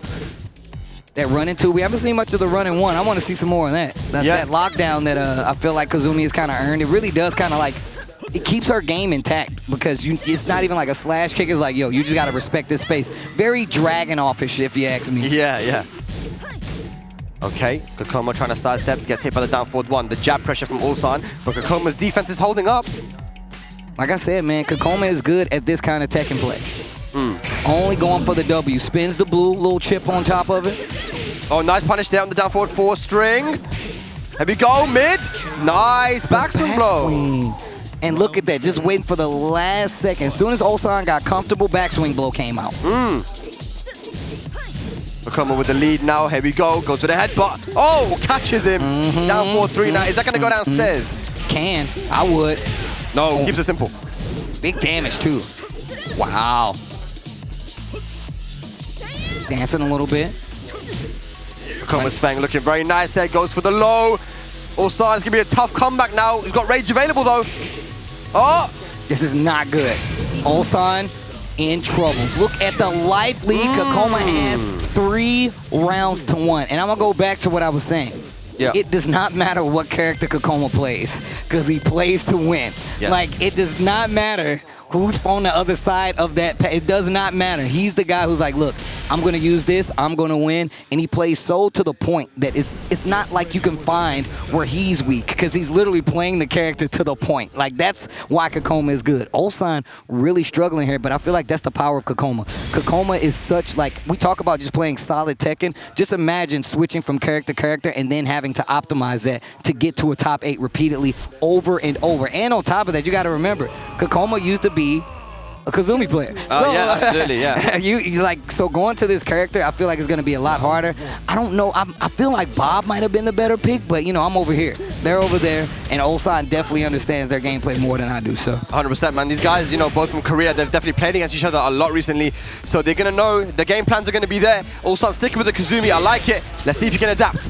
And you know, Ulsan was talking about how online he likes to play like a very passive game where he tries to react to things. Offline though, a little bit more aggressive, but he hasn't been able to get that aggression off against Feng. Of course, Feng with the back Kempo, with the backswing blows and the, you know, all the tools to kind of stop that aggression, right? Down 4-1, back 4. Yeah. Feng has a lot of tools to stop the game plan that Kazumi actually likes to play. Because you're playing this up, and you know this, you're a Kazumi player, you used to play Kazumi as well, you know, so you know that's exactly what happens. But Feng has been so strong in that regard now. But there's the back 1, lots of tools, like I said, to kind of slow down that game plan that Kazumi likes to get into. Absolutely. Okay, hang on. Haven't been seeing much of that down 4-1 either. Oh, counter hit. That's going to be a full combo. What's the ender here? Going for the Oki and the carry. Last frames there, pushing Ulsan into the corner. That's not where you want to be. Block on the low, no punish. Got a little too greedy with that one. 1-2, and look at this, not letting Ulsan move every time. Even if it's just a 1-2 and you block it, you're not gonna do anything to retaliate, and he's keeping that space. Oh! Catches you ducking. This should be... I don't know. Oh, man. Wow. That was thick. Gets away from the run, but still gets the Oki. Ulsan 2 rounds up now. Fighting back. I love the interaction when I roll away from the stomp. I feel so good. I'm like, yeah, sick. I ain't taking no damage. This is good help from Ulsan, staying in the pocket, just playing that in-close game. Both guys like to play that game, but Ulsan coming out on top. And we're starting to see more of that down 4-1, and I feel like it's such a good tool to deal with, like Feng from Kazumi. Has to be a little more careful with his down 4-1. Yeah. I'm gonna be reluctant with his back 1, so. For sure, for sure. Look at that, using the back 2s as well to try and stop the movement from Kkokkoma. Good break on the throw. Aye. Punish. Kkokkoma starting to run his back. 20 seconds. Oh my God, the back. Oh, that's Drop it on him. Yes. Shout out to the boy Rip. Shout out to the boy Rip. I'll never forget. Drop it on him. 1 match apiece now. This is really, really good. Ulsan, you know, Ulsan had a moment in 2019 where he wasn't winning tournaments, right? And he got advice from the other players that you need to go back to Ulsan Goding, and what that means is high schooler Ulsan. Go back to that aggression that you used to have, that fearlessness, right, that you used to have. And ever since he got that advice, there was a switch, and he started to play so solid in that latter part of the year until he got that, and then he got that second place at the quarterfinals. And you know, the Ulsan back now after military service, a little bit more buff now. You know, he's been doing training. My man, his chest all puffed out, bro. Yeah, season 4 at Ulsan, you know. He's looking nice. He got the buffs, man. We need to see the patch notes. Right. But yes, final match incoming here. The adaptations have been made. It all comes down to this. One of these guys is going home. 2 Koreans fighting in loser's side. Like I said, I don't know who expected this to happen. I don't know who saw Ulsan meeting up with Kkokkoma and losers quarters, and both of these guys going home relatively early in this top 8, if you ask me. Yeah, definitely, man. They were for sure favorites to win, and Kkokkoma, of course, getting that second place last time. I mean, for sure, if he gets out now, it'd be crazy. And think about it, it was a time when we were like, yo, man, if there's a Korean in the bracket, they're probably going to win. Yeah. You know? And now we got like 2 Koreans in loser's side because of DombiliMaymun down 2. Well, you know, talking to Ulsan, he was saying that he feels that the world is now very even, you know? Yeah. Of course, you do have top players in Pakistan, Korea and stuff, but very even for the most part. And the down back 3 to finish it. Ulsan takes the lead. That's a very unique view. I like that, though. I like that, though. Not everybody will say that. You know, a lot of people, I know this Spag guy, he's like, Pakistan is #1 no matter what. And, you know, I ain't going to disagree with him, but I love the fact... Of course you're not going to disagree, bro. But I do like the fact that Ulsan will legit, like, I love hearing other players talk about their feels on where they feel their territory is, or just territories in general. I like that take, though. 100%, man. It means you take everyone seriously, and he's taking this seriously as well right now. He's blocking that down too. Nice punish. Oh, drops the shoulder. It's starting to add up right now. Yes, we're seeing these blocks on the lows as well from Ulsan. The movement looking nice. Oh my God, yeah. All right. Yeah, he's getting back to this point where he's playing like right out of range with back 1, down for 1, and even like back 4. He's really at that tail end range. Okay. Cool. We're seeing all sorts now from Ulsan. He's mixing it up. He's using the running moves, the jabs, the down 3s, the power crushes. Kkokkoma needs to do something nice. Punish there with a hop kick. Big damage. Okay. Kkokkoma now facing elimination here. Oh, no. Then that might have been a missed input. Tries to go for the mid on back turn. Kkokkoma takes this advantage, and now it's like, all right, you gave me a chance. Oh my god, he's just backdashing at the wall, backdashing at the wall. Look, he's trying to get away from the wall, and just goes for the wall hop kick. Is that going to be it? I think it will. And Ulsan, with 3 rounds straight in the final match, is going to eliminate Kkokkoma from UFA 2022 and move on in this losers bracket. That was crazy. So I need to see that one again. Like 10, 20 backdashes into the hop knee and gets the win. And you know exactly what was happening. Kkokkoma was like, he's going to try to get away from the wall. And Ulsan was like, he thinks I'm going to try to get away from the wall the entire time, so we're going to do this.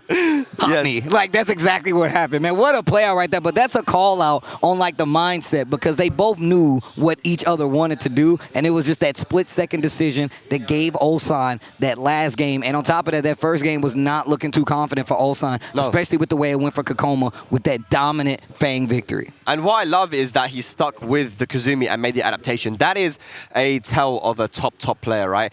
I mean, it's the easier option is to always go and change a character. And just switch. If you got one, you switch to one. And it's not. And I've been talking about this a lot. There's not a lot of players that's actually able to do that. They're like, hey, I'm just gonna switch to a new character now, like one of my secondary characters. But the thing is, it's not a lot of top players that are actively switching in certain sets. They get to a top 8 range, they're not finna switch characters unless that character is that strong and can back up or accent that initial character. It goes to show that these guys are coming in with a game plan, and for sure, man, there's so much on the line. Of course, so much money on the line here for the UFA top 8 here for Tekken, and these guys are trying to get a lion's share of that by taking that first place. So Ulsan, you know, even though he's in the loser bracket, you still got to say he is a favorite to take this tournament. No, that's definitely true. I mean, I feel like if Ulsan is still alive in the tournament, there's always a chance. And this next match, Kang versus Jodd. All right, well, let's talk about this one for a second, man. So Jodd has been playing incredibly this weekend, right? I mean, better than we've ever seen him, and we've seen him a lot recently, right? True. Kang, again, very experienced, much more experienced than Jodd is. You know, he's been playing and traveling since Tekken Tag 2.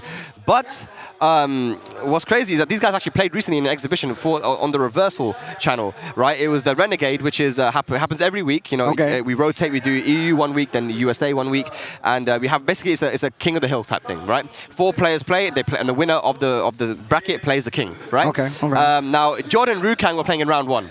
It's first to 5. Oh, Kang picked Jack, and he was winning 3-1. And then when he lost, it was 3-2, he switched to Bob. The Bob got destroyed. The Bob got destroyed, and then he tried Kazuya, the Kazuya got destroyed. So, I mean, yeah, Jodd made the download, but it looked like the Bob was very easy for Jodd, but the Jack wasn't. So, I mean, I don't know what's going to happen. If Kang loses really convincingly in this first match with the Bob, I wouldn't be surprised, honestly. I wouldn't be surprised. Jack? Yes. Oh, wow, that's crazy. His Jack did really well initially. I mean, he was saying, Kang said to me, if that was tournament, I would have won.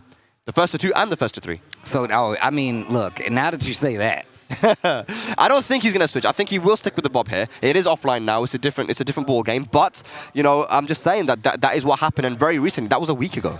Look, if that's the case, I feel like if they have that kind of rapport already, we won't see you sure? I feel like we'll see that Jack, bro. Because, I mean, look, Bob is a character. I can't speak for Jodd. I don't know what kind of Bob experience he has. But I don't feel like it's... I want to see it now. I want to see it. But the thing is, I know I say this because Kang always goes for the Bob, right? We rarely see him switch. Very rarely see him switch characters. But he did want to try the Jack out, you know, for that exhibition, and it worked, man. And I think that's going to definitely play into his head a little bit. You know, if he loses the first match, he's going to be thinking hard, like, damn, what do I do? Do I go to the Souk here? I lost really badly online, and now I've lost offline. Maybe the Jack is the answer, but you know, I think he's going to stick with the Bob. It's offline, Steve, and you know, Kang, what I like to say is Kang in tournament is a different Kang. I go to this guy's house all the time. We play, but you know, playing him in tournament is different. It's way different. Man, I wish I could do that, man. Play different in like my casuals are so much better than my turn. And it's so bad. Like, I don't know how to switch it over, but it makes sense though. Like, Kang is definitely one of those players like, hey man, we need to do this, we need to do this, we can be better at this, you can do that. But when he's in tournament, like, he's stone cold killer mode. He's like, you know what? I'm here to win. I'm not here to make friends. All that warmness, that friendliness goes out the window because he's in competitor mode. Yeah, 100%, man. I'm telling you, he's a different player, man. But yeah, these guys are just getting loaded up right now. Jodd, the last remaining French player here at UFA as well. Oh, So wow, that's true. yeah, he's going to be having a lot of support from the crowd for sure here for this top 8. It's the early top 8 as well, so these guys have to wake up early, get their breakfast and everything. But they're playing good. They're delivering, man. Yeah, look, we've been talking about how Kkokkoma has been playing. We've been talking about how Kkokkoma was playing against Jodd. Kang staying alive in the tournament just as well. So for personally, I feel like it's all about who wants it more at this point. And like you said, I think Jodd's going to have a lot of support. And he's the player that told me, like, hey, look out for me. So you never know what that rebuttal's going to look like. And we know Jodd is crispy. We've seen some crazy combos in that first set, some crazy rebuttals in that first set versus Kkokkoma. Ultimately ended up going down. Yep. But still a very, very strong competitor when it comes to this top 8. Yep, and let's have a look at the bracket. This is how the first matches have gone. You know, Jodd and Kkokkoma, we opened the day with that, and it was very, very close. Ended up going to Kkokkoma, a beautifully well-played match there. Dombili and Ulsan, who could have predicted that? 2-0. Steve, what the hell was that, man? Bro, first off, let's look at the tail of the tape. Everything has been 2-1, except for DombiliMaymun Ulsan. That's the only one, that's the only 2-0 we've had today. And I'm going to tell you right now, on paper, there's not many people that would have bet that Ulsan would have lost that set at all. No. So when I saw that he lost, I'm like, I instantly was like, damn, he might have to, he's going to play Kkokkoma and Sephiblack. And it ended up being Kkokkoma, sends Kkokkoma home. And even that was 2-1. So I feel like it's really one of these things where it could go either way at this point. But winners finals. Look at winners finals. Yes. Kkokkoma, DombiliMaymun.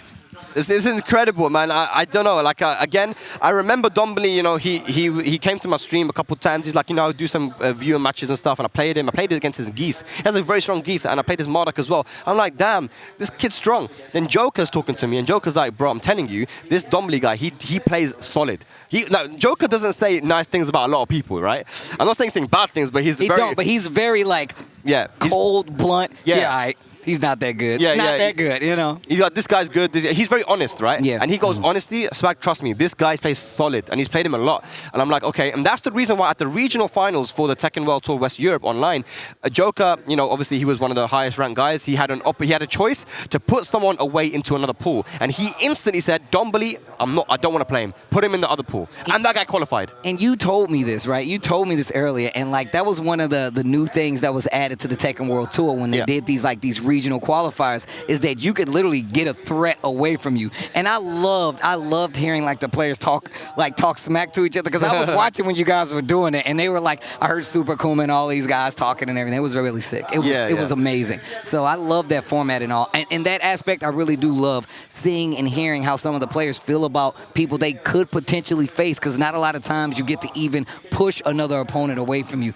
But it gives you insight on how they feel about the matchup and the player. 100%, man. It's crazy because there's so much money on the line here. And, you know, DombiliMaymun in his first offline event is guaranteed at least 3rd place. And that is a lot of money as well. So, you know, this kid has done a great job, but his job is not over. I know he wants to win. These young kids, man. And he is going to be playing for the Tekken the Tekken World Tour regional final later on today as well for the top 8 to see who's going to qualify for the Tekken World Tour for West Europe. We've had 3 ridiculous, not yet. We've only had 2 Tekken top 8s, one for the French Championship, and now we have the UFA 2022 top 8, but we still have the regional final coming up, guys. Lots of great Tekken left today, but this is the top 8 we're talking about. And once again, you can take a look. Kkokkoma versus DombiliMaymun will be that winners finals, 1st to 3 set. That's what you guys are going to get. But of course, Ulsan Kkokkoma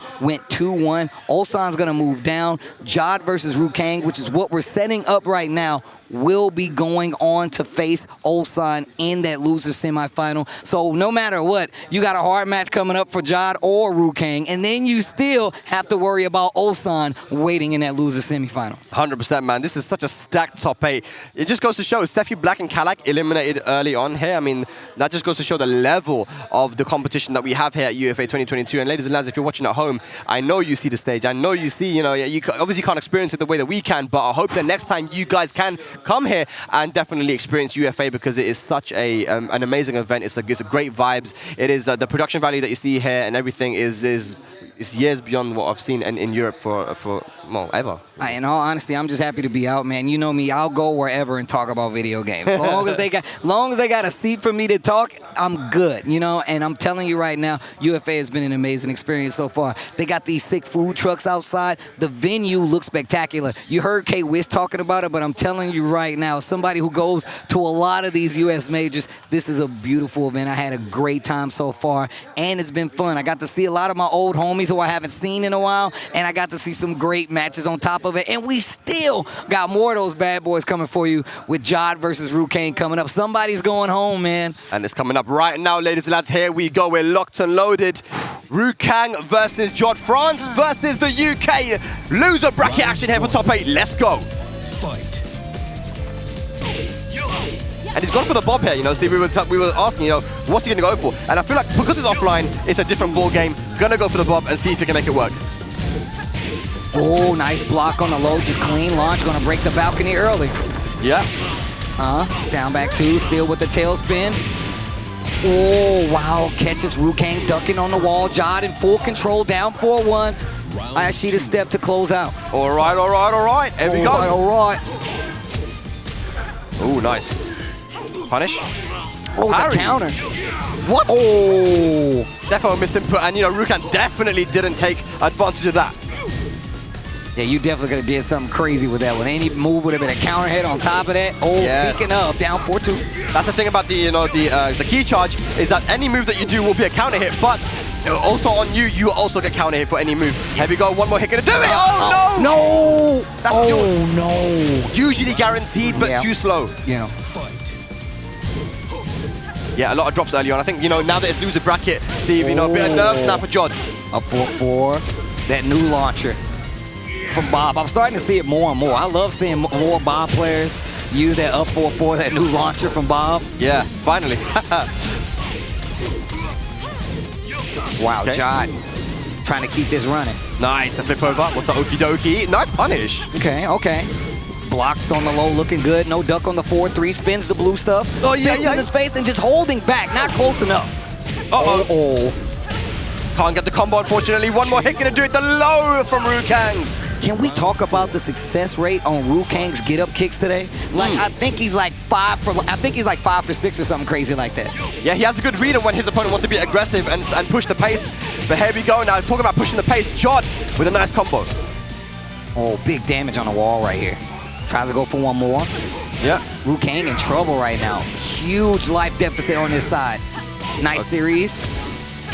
Oh, did he press the button? I think he did. Yep, and that's gonna hurt. Taking multiple hits of damage, speed and weight. Uh-oh. Damn, that hurt. Okay, it's still no rage. There it is. Goes for the mid. Nice sidestep right. Beautiful. What a duck. It was the one mix-up at the end there, right? Mid or low. Kang chooses mid, and Jodd with a lovely sidestep. Oh, well, that wasn't the high? I thought that was the high that he did, the kick, that high kick, and he ducked. No, you can sidestep right. I think it's a mid, but you got a sidestep. Yeah. Okay. Wow, the spring just puts him out of range. Oh. Counter hit on the slot. Nice placement. Safe, we like to say. Gonna get the wall with the butterfly combo, but stops it a little early. Kang in trouble in this first game. Defo in trouble. Nice blocks on the hell sweep and 7 golden letters. Parfait. First match to Jodd. Goodbye. Joddorino. Off the scene now. Here we go. We're going to go to the Souk, I'm sure. We're going to stick with the bob as well. I don't think he wants to try the jack. I mean, it's too risky at this point, It's right? way too risky. Man, look at Kang's face. My man is insane. This dude, Kang, is one of the friendliest people I know, but look at the squint my man got on his face right now. Looking dangerous up there. It's game day, man. You know what I'm saying? There's a lot on the line, Hesty. A lot of money on the line. Yo, Killer pride. Kang. Every time he's in tournament, Killer Kang, bro. That's who he is right now. Jodd thinking about the matchup a little bit. He did come out successfully on the end of that, but it could have went back and forth with the way that game was going. And like you talked about before, Kang loves to go to Souk, and he is thinking about it. Absolutely, absolutely. I hope you're Can ready. Jodd close it out now? We'll find out. Here we go. Second game incoming, loser quarterfinals. Winner of this goes against Ulsan. Out of the frying pan into the fire, just straight in, bro. Going for the big mid here. Kang going for this power crush, and Jodd. Oh, the multi-throw? Get off of me, lady. Man, Jodd looks so comfortable right now. Yeah, he's got the wall positioning as well. Liu Kang, nice. Goes for the low this time, full combo conversion. Gonna get a weird splat on the wall, power crush, re-wall splat, and the closeout, Liu Kang. And that's the thing, you gotta be careful when you punish, you know, Liu Kang with the while standing 4, you know, the power crush is always available, so you can't always take your frames. Sometimes you gotta let it go. Nice. Goes to the homing move. Little shimmy into Hell Sweep, working out, power crush again. Yeah, again, after while standing 4. Uh-oh. She can definitely get you to the wall with this one. Yeah. Hey. Uh-oh. Damage. Oh, big damage. Did he press the button? I think he did, yes! Damn. All right, big damage once again. This is definitely going to put Nina in the rage. No, just outside of range, actually. Lucky for Liu Kang. Good break. Oh, nice. Counter hit, safe, gets the hit. Very, very nice there from Jodd. Gets a round on the board, good defense. Oh, crouch dash 1. CD1 gonna go to the wall. Oh. Oh, do it again. No, don't listen to me. Oof. Tries to move, gets hit, and the spring up beats the blue stuff. Liu Kang, 2 rounds to 1. And I feel like the way Liu Kang is playing is definitely throwing Jodd off his game. Not that much, though. Oh, yeah. Oh, no, big counter hit. Okay. This could be big damage for Nina. Oh, no, good finish. Nice, Bam! there we go. We're going to be a final round here. Another 7 golden letters. Can Jodd close it out and win 2-0? This dude, Jodd, has the most perfects in the top 8 I've ever seen. When he gets going, it's hard to stop. Liu Kang, though. Here we go. Oh, big punish here, big damage. Gonna be a smaller combo or no combo because of the wall. Oh, the parry. Multi, yep, already knew. Roll him over. No, didn't finish. Okay, gotta be careful. Jodd. Here we go. Liu Kang with a small life lead. And he needs this round to stay alive. In the tournament, he needs this round to stay alive. Counter hit, tries to get up. Eats the blonde bomb, nice jab, interrupt. Oh, this is no chance now. Side step 2. He eats the blue stuff. Is he dead? No. Down back 3 block. He's been blocking. Oh! So much, and Liu Kang overextending, seeing blood in the water, and Jodd's like, that's not my blood. That's your blood. Yes, Jodd gonna stay alive here. Hometown hero.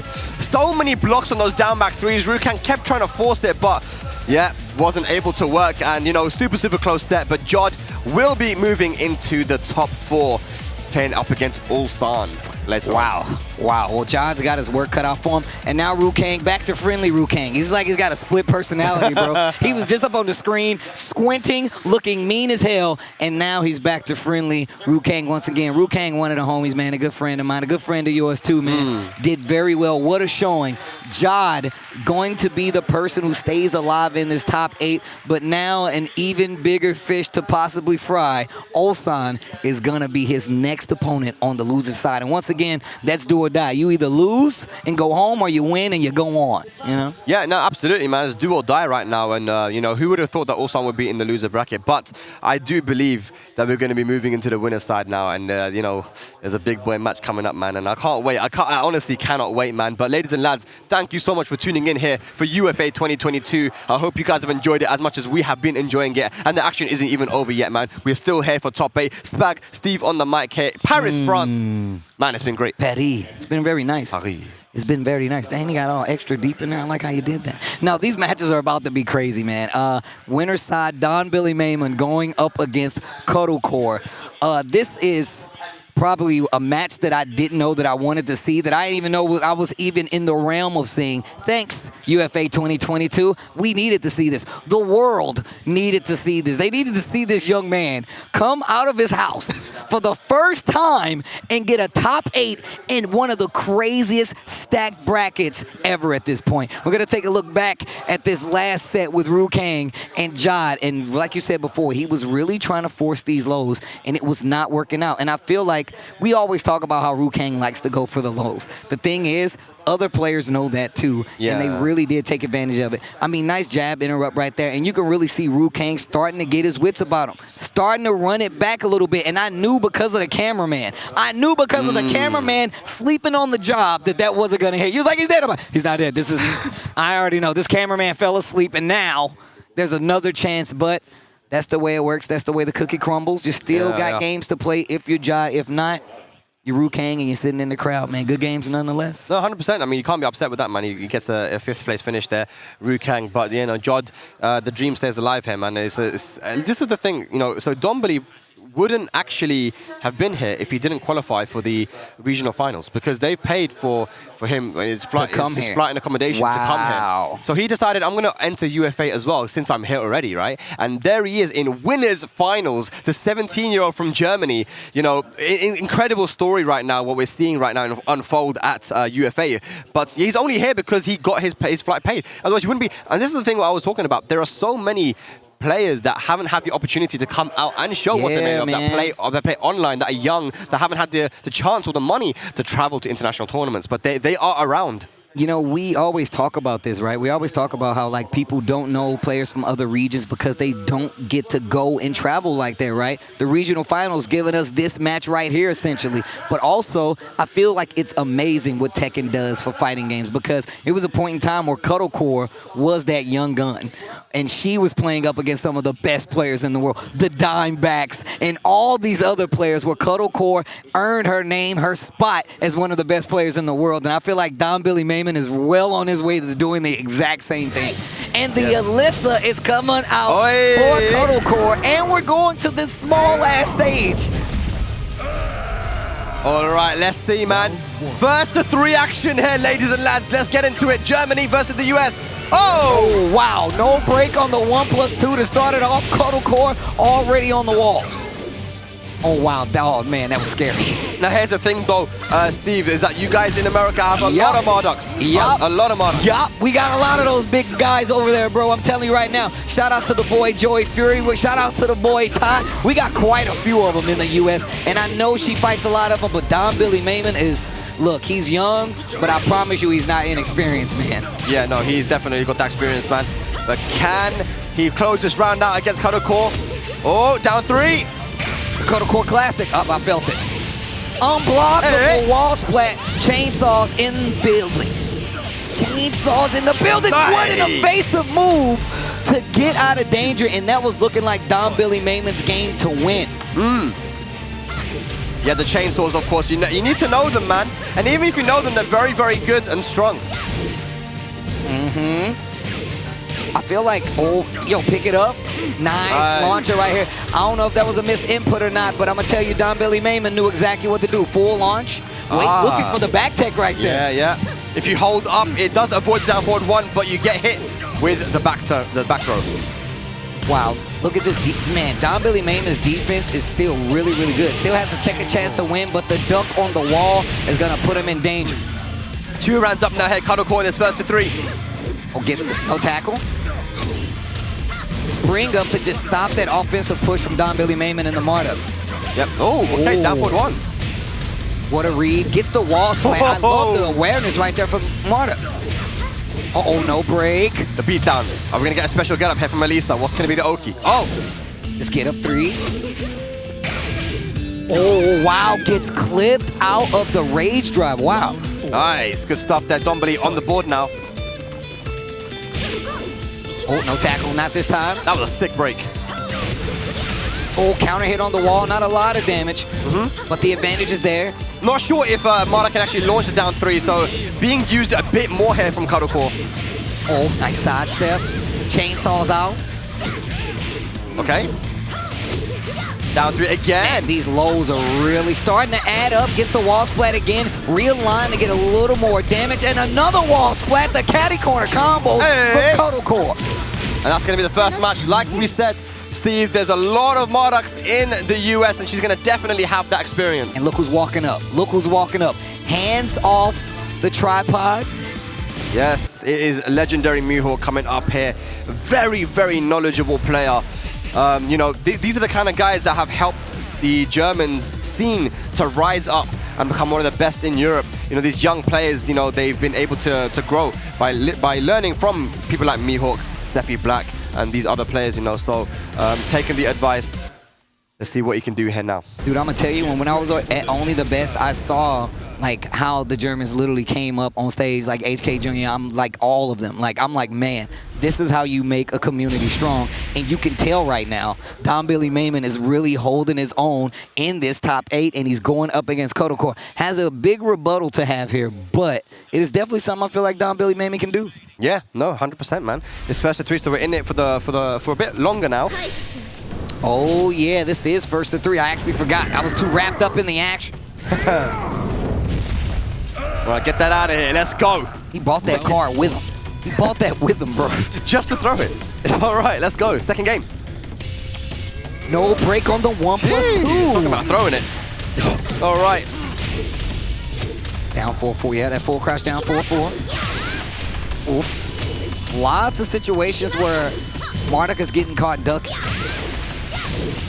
Nice. Okay. Down back 2, finds his mark. Kkkkoma's back is to the wall. Shoe shine. A bit more patience here from Dombili, but nice sidestep into off. This should be the round with the right combo. Oh, no. Uh-oh, break this time. What a duck. A little slow for the punish, and I'm going to tell you right now, this is definitely opening up a lot more. The gap in this matchup is really starting to build, and I feel like that's just the experience that Kkokkoma brings with just Marduks in general now. Yeah, we've been seeing a lot of sidestep right from Kkokkoma, beating a lot of Marduk's moves. Dombili has to try and beat that lateral movement if he can. Look at that aggression from Elisa. Great pressure on top of that. Kkokkoma looking real good right now. Quick sidestep left to avoid the throw. Didn't pull the trigger on the sway, but now DombiliMaymun is in trouble. Struggling against the Elisa right now. The pressure from Kkokkoma. Down 2-4 block. Oh, wait. Going for the mid. The Kkokkoma classic. It's been a while. In the driver's seat right now, Kkokkoma. Dombili, what can he do to fight back? See a little 2-1 right there. Down 4-2. And you can tell that like Kkokkoma really does have the scent of DombiliMaymun and this Marduk right now. Yeah, I would love to see what the third game brings, the but chain this is not scores. looking good. The chain scores. And the perfect. Yes, 2-0 up now, Kkokkoma. I feel like Dombili doesn't really have an answer for the Elisa at the moment. He's gonna go to the character set. Maybe the Feng coming out. Let's see. And Kkokkoma looking good and warmed up. Mihawk back up there again. Yes. You know, going for a lot of the stance stuff, Kkokkoma, and Dombili just hasn't had an answer to it. Now, the Feng worked out when he played against Sephiblack. The Marduk was dispatched very early. The Feng did the job. But he's going to have to stick to it wherever he chooses now. He's locked and loaded. Is it going to be the Geese? Is it going to be the Feng? What is it going to be? Oh, yeah, you were talking about the Geese. I forgot for a second. Sticking to the Marduk, though. Okay. And I feel like that's reassurance that you're getting from the person that you're talking to right now as well. Well, Kkokkoma, you know, she can sense that this win is coming. Only one more match needed, and the Marduk is still locked in now, and that is it. Can't switch from the Marduk anymore. Yeah, you got to take it to the hole with this one, and now Kkokkoma on the verge of cashing that ticket to a grand final showing here at UFA 2022. Man, what a dub that would be. Oh yes. Here Red Bull CLG Kkokkoma going up against DombiliMaymun, the young gun. Let's go. Yo, this outfit though. I'm about it. Bro, like I said, I have not even seen this outfit. I haven't even seen it before. That's crazy. All right. Instantly off to a quick start here, Kkokkoma. And my man's got on the gold Timbs, bro. Oof. DombiliMaymun looking a little more comfortable in the movement, though. Yeah. Oh, I was gonna say he's playing back out of that down 3 range, but Kkokkoma is forcing it. Kkokkoma is going into this range. Oh, nice wall splat on top of it. Yeah, honestly, Kado just doing what she wants at the moment, and you know, Dombili hasn't had an answer, so there's nothing to really change here, and that's going to be a full combo into dead. So Kkokkoma continuing on the momentum. Round 2. looking ridiculous right now. One round in this third game. DombiliMaymun has not won a game yet. And if he does so, he's going to have to stick with the Marduk. Completely avoids the tackle and even does a follow-up for that grounded stay. Nice sidestep again. He's playing this matchup very, very well. Shuts down the chainsaws though. Massive life lead for Cuddle. Oh no. This is definitely going to be on the wall, almost knows. And that's going to be it. Combo. Oh my god, Kkokkoma just knows the ins and out of the Marduk match like it's yesterday, like it's a Wednesday in his ICFC. One round away now. Dombili hasn't had an answer. Look at the big chunks of damage here. Looking for that ticket into the grand finals. Lots of dancing. I like DombiliMaymun slowing it down. Blocks the low, sidestep hop kick. Elisa just looking like she knows she's got the program already installed. Oh, that's going to be it. Kkokkoma is going to be moving into the grand finals here for UFA 2022. Dombili did not have an answer to the Elisa, and he's going to have to fight his way through that loser bracket now if he wants to get that run back. The only American to show up and in grand finals, holding it down for the USA. I see you, Kkokkoma. That's what I like to see. DombiliMaymun now going to that loser side, and man, we could potentially get the run back. If Ulsan plays it right, we could potentially get the run back coming down the line, you know? So I would love to see what's about to happen. Yo, Kkokkoma looking ecstatic up on the stage right now. You love to see it. 100%, man. She's very, very happy. The stress coming into this, you know, being that it's her first international tournament, really. You know, the LCQ, I wouldn't say really counts in Amsterdam, but her kind of first time going for a big major event outside of America, I feel like, or one of them anyway. And she got the job done, man. So replays there, checking it out. Yeah, man. Again, Dombili did not have an answer to this. It's like I said, man. Kkokkoma essentially enters a tournament weekly, where one of the best Marduks in the States now resides. And on top of that, the up-and-coming Marduks still, and they are really good, man. Shout out to the boy Joseph Fury out there, the boy Ty, as well as a few others, but I feel like that experience really did take her a lot easier through this matchup, and you can just tell how comfortable she got, especially after that first game, and it seemed like the gap got bigger and bigger, and the lapping started to happen, but DombiliMaymun's still alive in this tournament, just on the loser side. You can't lose anymore. Kkokkoma, the lone USA representative, is going to grand finals, and it's because of a masterful showing against a character like Marduk, who we've been seeing a lot of because of that damage output, because of people are freaking out and they don't know how to deal with the tackle, and they eat a bunch of them. Not Kkokkoma. No, definitely. She has the experience against the Marduk, man, and she made it work. You know, the lateral movement was amazing as well. That's the thing about Elisa. Her lateral movement is so good, and sidestepping the right way against Marduk made Dombili really flustered. And I feel like he didn't have an answer for that. But maybe he will if he can get the run back. But he's going to have to fight either one of Jodd or Ulsan, which will be coming up later. Well, with that being said, I believe we're going to take a quick break, but I'm going to throw it to the analysts because I believe they got some words for you. The breakdown of what we just saw in a little more detail. Let's send it to the analyst. Welcome back here to the Analyst Desk with News, and we're joined by a very special man. The man, the legend. Mr. Kang, how are you doing? I'm doing good, thanks, man. It was a great day today. We've got some more Tekken action with the regionals later on. But yeah, just a overall great experience. Glad to have made it into that top 8. Okay. But, it's a tough day, man. I lost. So. It doesn't matter. So what we're gonna do, we're gonna take it through your journey here. So let's just start off at the beginning. Obviously UFA.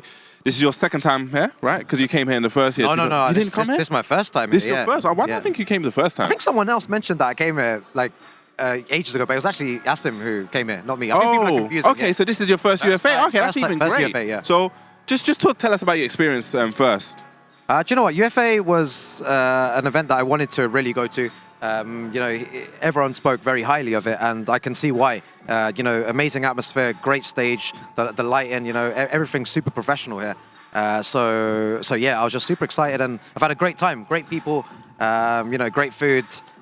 Glad to be here in Paris, man, for UFA. Okay, so obviously you've been playing quite a long time, and you've actually been grinding the game. So we've actually been seeing you actually prepare preparing for these events. So why don't you just talk to the guys at home about how you actually prepared for this event today? I think it's really important to play like a few times a week, offline. Tekken, it's not the same as online. It's really important to just have like that one training partner. So for me, it's Asim that, I live 5 minutes away from, and he'll be there to, tell me all my bad habits, to beat me up really hard, because he knows like, my play style. And yeah, so I think the top tip for me is have someone who you can train with. You don't need multiple people. As long as it's just one person to beat you up constantly, it's great to improve. Yeah, well, we're glad to hear that. Also, sorry about my microphone. It was dead, guys. Yeah, I don't know if you guys heard what I said. You probably did. But anyway, Kang, I want to talk to you real quick because you were almost the bane of the Frenchmen here today, here in the top 8. And I want to talk about that game with Kalak because it looked like it was over. It looked like you were down and out. But somehow you did a Rukang and you made the comeback. Talk to me. Do you know what? When I feel like I've been saying to everyone that I feel like I play better when I have like 1 HP, man. So I don't know why, but I just kind of switch on. But I think it's just the like I kind of never give up, aspect of Tekken. So even if you have 1 HP, there's still always a chance. And if I manage to get 1 round in, and it's a 2-1 situation, and momentum is on my side, if I make it 2-2, then it's all looking in my favor. And that's how I kind of went into that, final round where it was match point to him. I just didn't give up. I just carried on playing and mixed him up a lot. Made him. It's like when you're this close to closing it out on them, and they get something big on you, like a big low or a launch or something. You're just thinking like, I still need that one hit. But exactly. I think you're like a master of getting into the head and just making your opponent look a bit silly. I think. No, it's crazy because I feel like definitely you are probably the most in the EU tournament player because you just ride momentum so much. It seems like with you, once you get 1 knockdown, you really, really scare your opponent. Yeah, thank you. No, it's just, one hell sweep or 1 forward 4-2, and, the vortex starts because, am I going to wave dash in? Am I going to stay back? It's 50-50 from then on. I'm flipping a coin.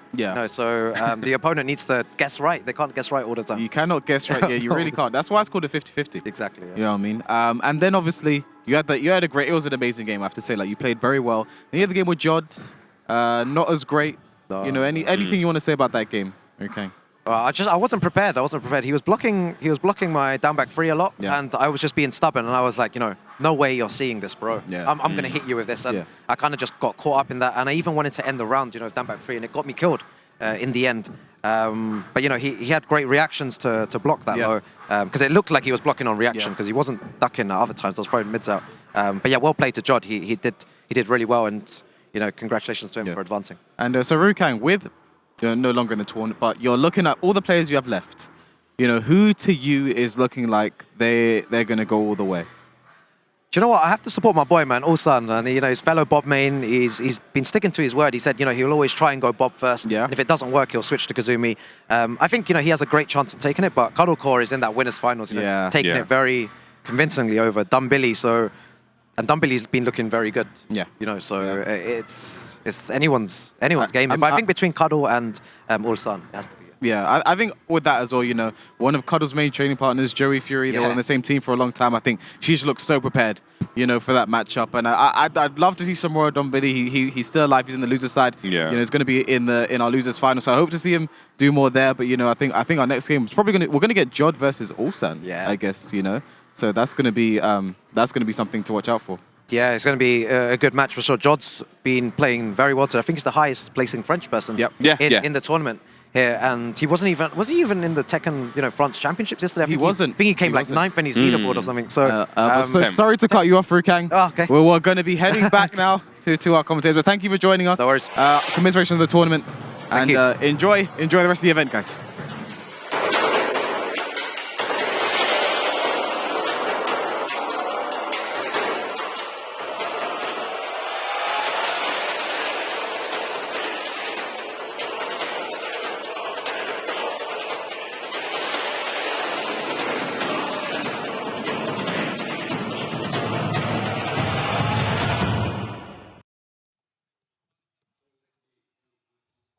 Welcome back, ladies and gentlemen. Hopefully you guys are enjoying this Tekken 7 Top 8 UFA 2022. I got the boy Spag, Tasty Steve, and we just came from the analyst desk, right?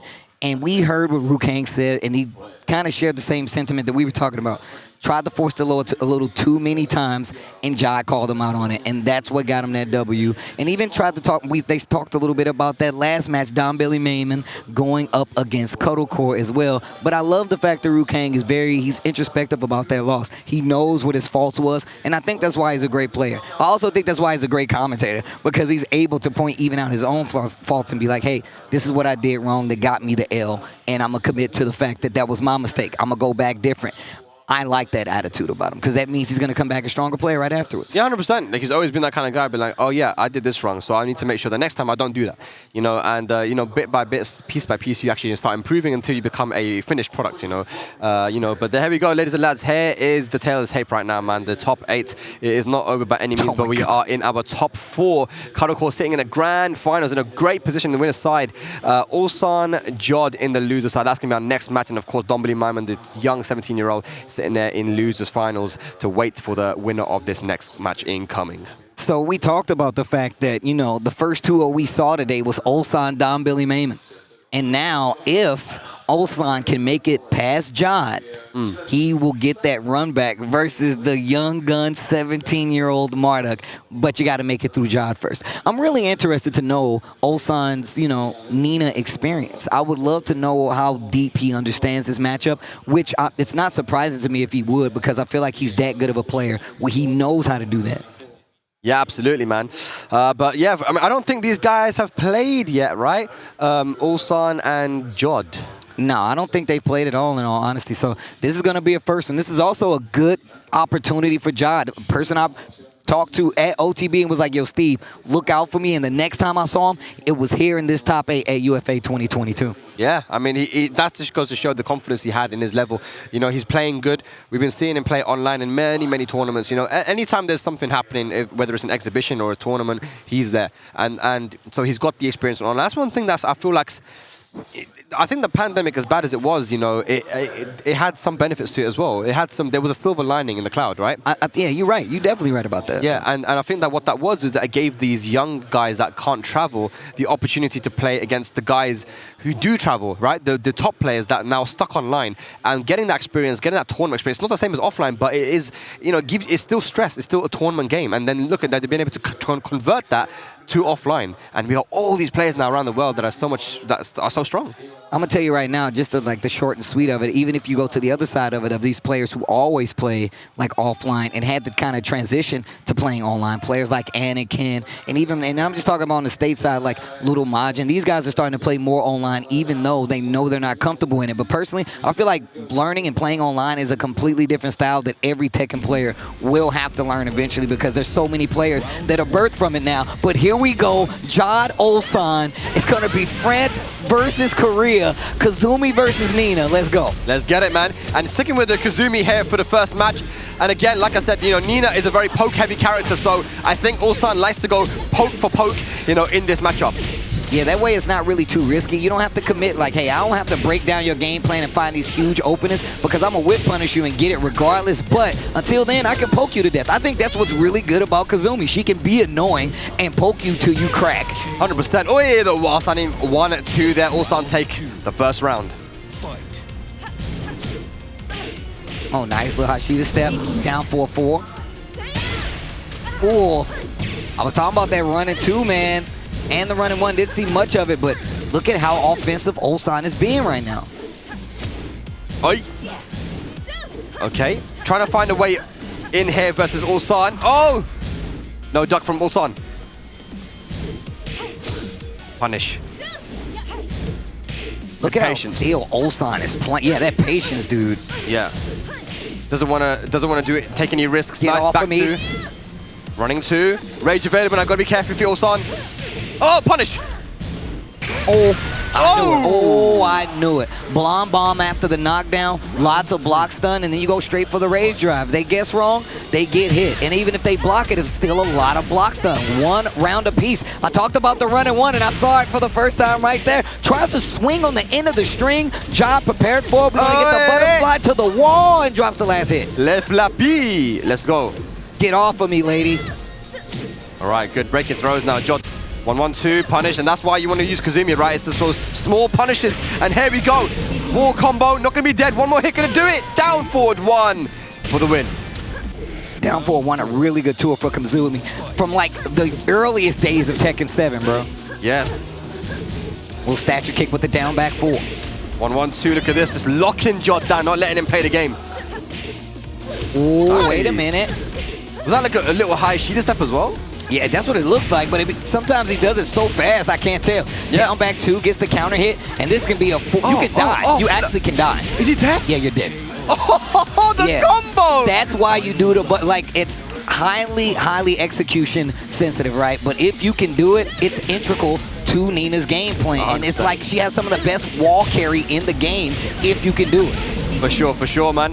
Ulsan here. Wow, Magic Magic 4. Punish. Jodd, he's Wow. bringing this one back. He's bringing it back. 2 rounds apiece. I didn't even realize. They were going back and forth so much that I didn't even realize they were tied on the rounds. I legit was like, wait a minute. Oh, okay. Nice interrupt. Nice. Oh, the jab into 1-1-2. Just locking Jodd down, playing that in-close poke game that Kazumi is so good at. And his first 2 action as well. So Jodd, the hometown hero, he's going to have to bring this one back. All right. And it was not looking that bad at all for Jodd. I mean, 2 rounds. It was a, what, 3 2-round count. Yes. And that was the first game. So I feel like some small adjustments from Jodd can really put him back in this game. Yeah, and you know, it's hard to say what he can do better there because Ulsan just really locked him down. You know, you want to sidestep right against Kazumi. You know, you see you block the jab. You know, if you sidestep right, you beat a lot of the moves. You beat down back 4, you beat down forward 1, you beat another jab. Yep. And these are very common options after blocking a jab, right? So, but he used the back 2 as well. That's it. Ulsan is so on point. He knows all the options that are available, and he's able to shut you down. No, he literally, and you can tell, like, he opens up his move list the further it gets into the matchup. He's like, oh, so now you're not sidestepping anymore?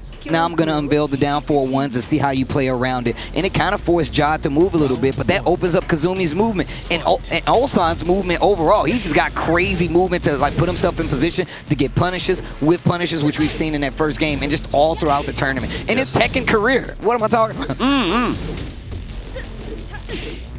Nice. Oh my God, threads the needle there with that down 4-2. Beautiful. Gonna go to the wall. Yes, sir. Big damage right here. Okay. Running 1. You said you wanted to see that, Steve. He's using it. I mean, but look at what it does. It gets you away from the wall, sets up the running 2, and now you're kind of freezing. You're like, wow, what do I... You got to be careful on the sidewalk as well. Jabs to keep her honest. Tries to go for the throw. Okay. Punish. Uh-oh. Ulsan with a mistake here. Puts himself in Oi. rage. Spins the blue stuff. Tony the Tiger. The Frosted Flakes with the sugar built in. That's what I like to see. That's going to be the round there. Rage drive spent the blue stuff. Down 4-1. Pushing back right now. All of these rounds are super, super close, but Ulsan has that extra clutch factor, man. He's getting those rounds completed. Bro, this song is such a banger. Jesus. Oh, wow, what a sidestep. Oh, yeah. Punish, good. -10.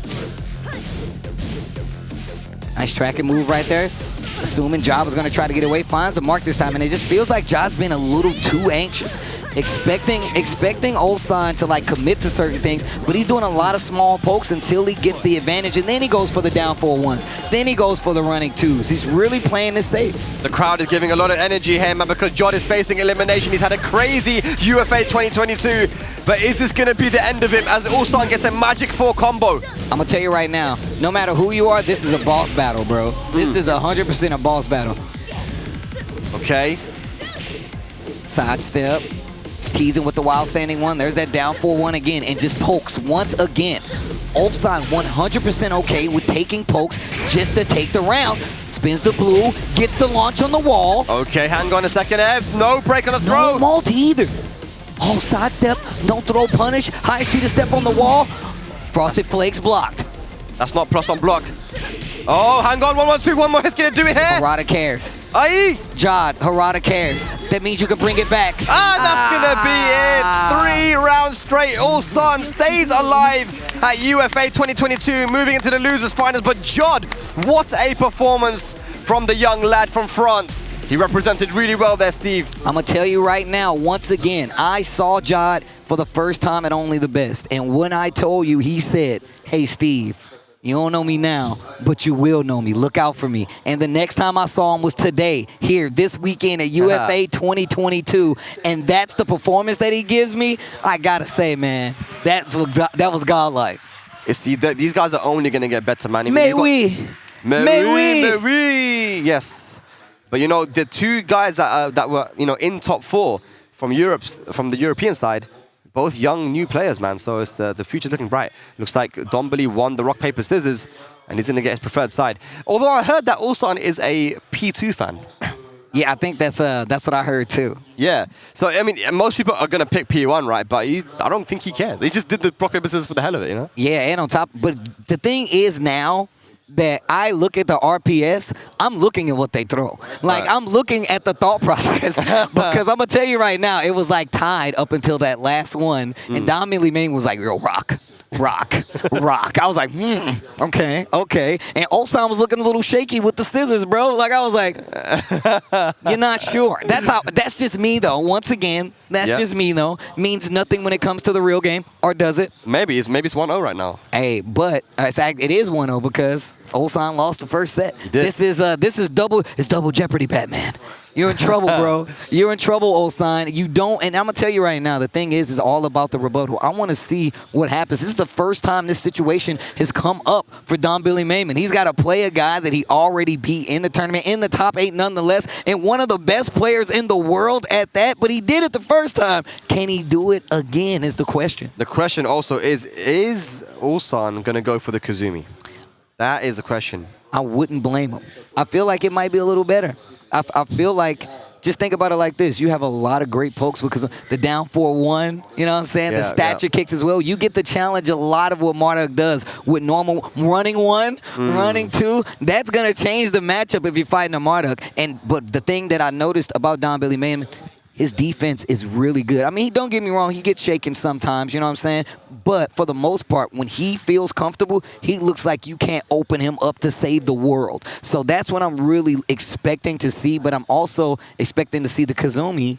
Yes. It looks like it's already... He's hovering the Kazumi, guys. And, you know, the first set, it was a 2-0. If you guys missed it, it was the first match of the day, or maybe the second match of the day, but either way, it was early in the day, and Ulsan went for the bob. It was a 2-zip for Dombili. He looked very comfortable against the bob, but now it's going to be a different dynamic. You know, Kazumi with the poking.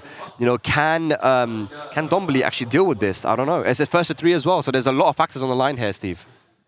All right. Yeah, no first to 2 this time. It's first to 3, and you can see the breathing kicking in for Ulsan. Definitely an older, more experienced player now. I mean, definitely older. Yes. I haven't seen him in quite some time. I'm happy that he's back in the world of Tekken. I'm also happy that he's still been running the Kazumi. You know, I'm happy that this character is still there in his repertoire because we don't see it, if at all. I don't know people who still play this character. You know, that's the thing is that Ulsan's used to being the young kid. He's used to being the young one in the match, right? Like, you know, high schooler Ulsan, that's what they used to call him back in the day in Korea. But now, you know, he's playing against he's the older guy now, you know, different dynamic. And what Dombili did to Ulsan is what Ulsan used to do to other people, right? That's true. You know what's also funny? Think about how long the lifespan of Tekken 7 is to where we get introduced and play through these entire TWT seasons, and we see the Ulsans, we see the Kkokkomas, we see the Kkokkors. This is in a 1 game's lifespan. We've seen people like DombiliMaymun come out of nowhere, you know? Arslan Ash, even though we knew about Arslan Ash, come out of nowhere and kind of propel Tekken 7 even further. Even further. We're constantly getting new players. We're constantly getting people coming and pulling characters to this highest degree of play and still evolve the game. Tekken 7 is a ridiculous-ass game. This is such a good game, dude. 100%, man. The storyline is developing in the best of ways. You know, with the Pakistan story and everything, that really opened up the world. You know, a lot of people started to look at Tekken and be like, what is happening here, right? And then, you know, now to see these young kids that are playing so well at the highest level and improving super quickly, that's going to definitely give a lot of encouragement to people that want to, you know, play at the high level and start becoming competitive players, you know, and it'll inspire a lot of people, I think. No, it really does. That's why I was saying, man, look, a lot of people, that's been one of the talks of the fighting game Twitter world, man, Tekken is too hard to play. I can't wait to talk about this on my stream. I cannot wait because people was like, man, there's too many moves. Like, I don't want to do all this stuff. I'm like, so you're telling me that you don't want it? Because this dude is young. Yeah. And this is his first tournament, and he's beaten one of the best players in the world. You can't tell me anything. I don't want to hear nothing. You either want it or you don't. DombiliMaymun wants it. He was 10 years old when Tekken 7 released in the arcades. He was 10 years old. Where are the complaints at, bro? What is your he was 10, bro. He was 10. He was still at the age of Lego playing. He didn't even know what was going on, and now he is here on the stage with one of the best players in the world. Think about that. He's exchanged blows. He's gotten XP. Like, this is like an RPG, bro. Think about the XP he's achieved today. My man is going to be buff in the future. This is sick. There are no games. There's no games that do this. This is in one generational span of a game, of a title, that we've gotten so many changes of top-level players, of players returning, of new players completely new to the genre, still just blowing it out of the water with new characters, new strategies, from new regions. It's, man, Tekken 7 is ridiculous, bro. I don't know what other way to put it because it's not a lot of fighting games that give you that in the first game. If you compare it to any other game, man, like Street Fighter is one of those games where it kind of like sets itself and those players remain super strong for the most part throughout the lifespan of that game, and then when the next game comes out, you get this whole new generation of players. Yeah. Tekken is not like that. Tekken is like, yo, we're here now, we're playing now, and I love the argument that Tekken is so difficult, but we still have people coming in to this space and constantly surprising and upsetting the hierarchy of top-level players out there. The question is, how bad do you want it, man? You know, like, and if your scene is passionate enough, I've seen communities around Germany, the world. Bro. Yeah, Germany is crazy, but I've seen communities of people of 20 players and with players that are super strong that are beating Koreans because the passion with just those 20 players is high enough that they can grind and get good at the game, right? So I mean, I think it's possible for anyone to get good. I think it's an outdated cliche now that it Tekken very much is. Yeah, that Tekken is too hard. And blah, blah, Thank you. Thank you. The proof is in the pudding, man. And as we see the bracket right now, ladies and lads, Ulsan took it over Jodd, and he's going to be playing up against DombiliMaymun. We're in top 3 action. Kkokkoma is waiting patiently there in the winner's side to see who is going to be her next opponent.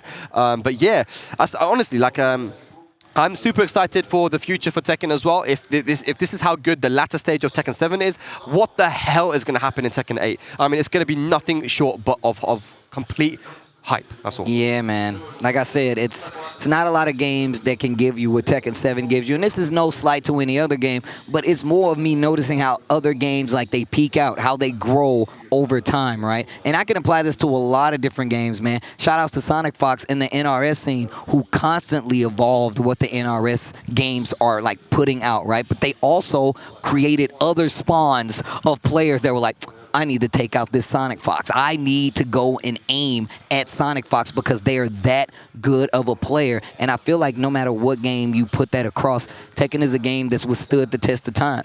The game's been out for 7 years. We had a crazy intro to Tekken 7 with Wizard World, where we were traveling around with arcade boards for the tournament so more people can get exposure to the game. And I feel like that's one of the reasons that this game is alive and well as it is, because of that kind of care to the game. And of course, the scene out there, the players in all the different regions that continue to support and play, man. Like, I am so impressed with Germany. Like, I am super impressed because after what we've seen in the previous years, for me to come and see them and like, oh, we're buffing everybody. It's like they're in the lab just buffing everybody up and then sending them out into the world to make some of the best Tekken matches possible. But speaking of Jodd Ulsan, I see the character select screen. I feel like we're about to go to it. Let's take a look. I think we're loading into the match, and I saw the Kazumi on the character select screen, so it's a different dynamic now. It's first to 3, ladies and lads. Here we go, the run back.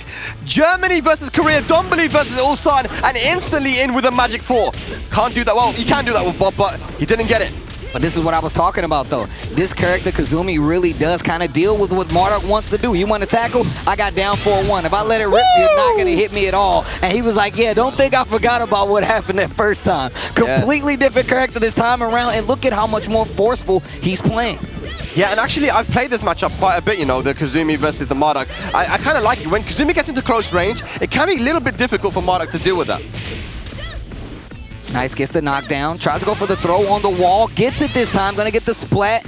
Follow up as well. Oh no. Realignment, and that's gonna give DombiliMaymun a chance.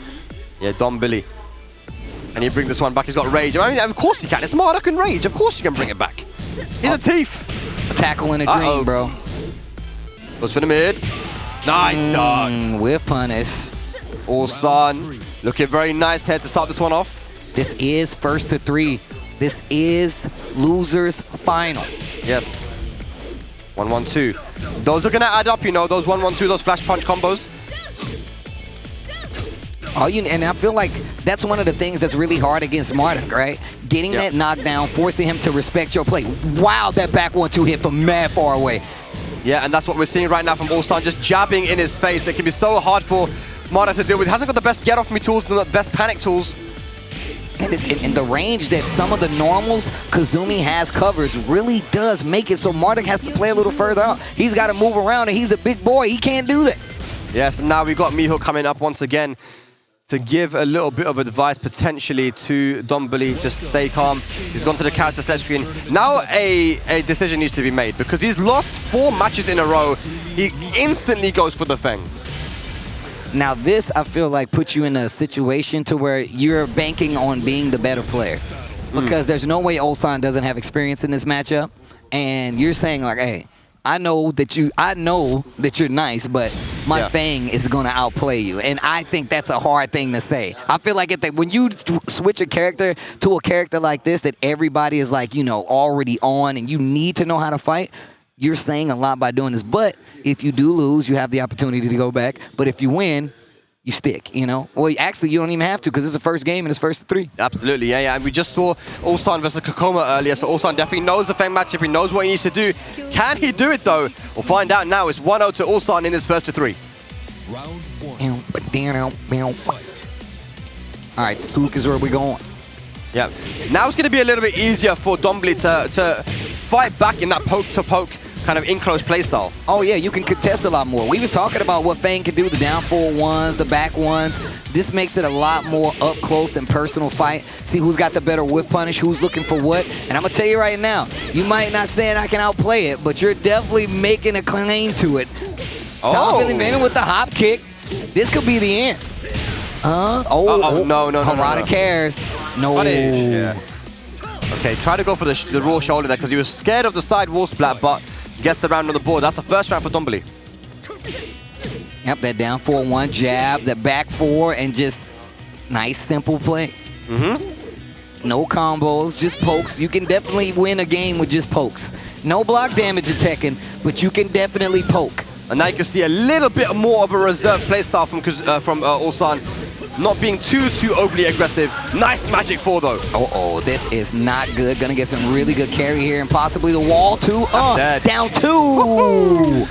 Oh my gosh, what a retaliation round for round. Round for round. Round for round. DombiliMaymun. Put the tiger on. Hey, look at this. Ulsan pushing Dombilly to the wall. And again. Get off of me, lady. Oh! Make it a pizza. And again. Running 2, big chunk of damage. Oh, nice. Yeah, he's really trying to force Dombilly to do something crazy, and he's not playing too far out, right? It's not like he's committing to these big moves, but Ulsan is really finding the holes in Dombilly's offense.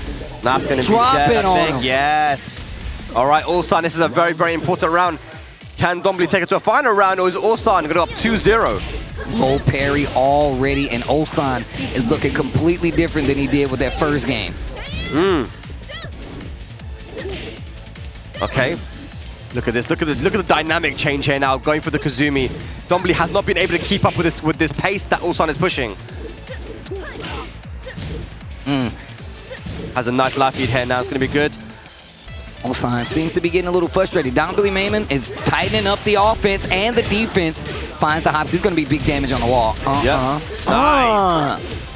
Oh my God, Tiger! I think this might be I dead. don't think so. Oh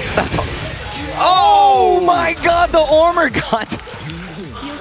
Yeah, that pushes so far back that you can get a running tackle Dombili tried to rage drive interrupt, but the armor activated and went right through it. Like I said, if you switch to a character like Fang, you're saying that I can outplay you with this character. And he's sticking to it. And he's listening to me, but on the same note, I feel like he knows. He knows what he has to do. Yep. He knows exactly what he has to do. For sure. And Mihawk, you know, I know this guy knows the Kazumi matchup a lot because he's been playing the game since the very beginning. And Season 1 Kazumi, we saw a lot of that character in Season 1 and 2. Mihawk knows what needs to be done, and I think Dombili knows as well. But is it too little, too late? I mean, Ulsan, his Kazumi looking very, very strong. 2-0 right now. He's returned to 2-0, and he's looking for the 3.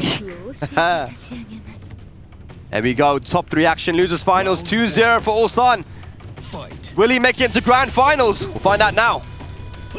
Kkokkoma, of course, waiting, sitting in the front wall. Oh, yes, misses the punish. So Kazumi has very slow while standing punish launches. Yep. So has to go for that hop knee if she wants to punish. And you got to kind of hard call it, too. Like, you can't... Whoa. Power crush. Oh, okay. A little bit too much of an overextension there from Dombili. Also, I'm going to punish. Can't get away with that. Tip. Oh, yeah. Wow. Ulsan running it back once again, now with a small life lead. And here's the hop kick. Oh, gosh. 1-2 just to stop the approach and gets the poke. The crowd comes alive. Very nice. Look at that. Oh, my God. Oh, wow. Didn't commit to the launch this time. He didn't believe. I mean, he had it. Okay, back Kempo. Maybe trying to beat the running moves there with the back Kempo. Magic for Dombili. Overextending. Eats the launcher because of it. Yep. Life's still pretty even, though, right? This is still contestable by Dombili. Absolutely. Look at the punish. He's down 4-1s.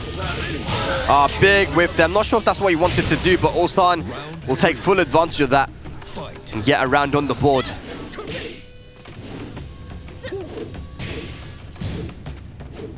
Now 4-1.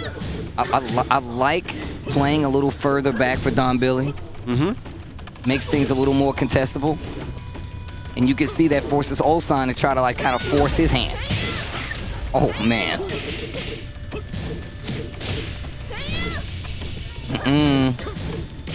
Ulsan trying to push him to this wall. And he's done so successfully. 1-1-2, and here we go now. Ulsan on set point to eliminate Dombili and move into the grand finals.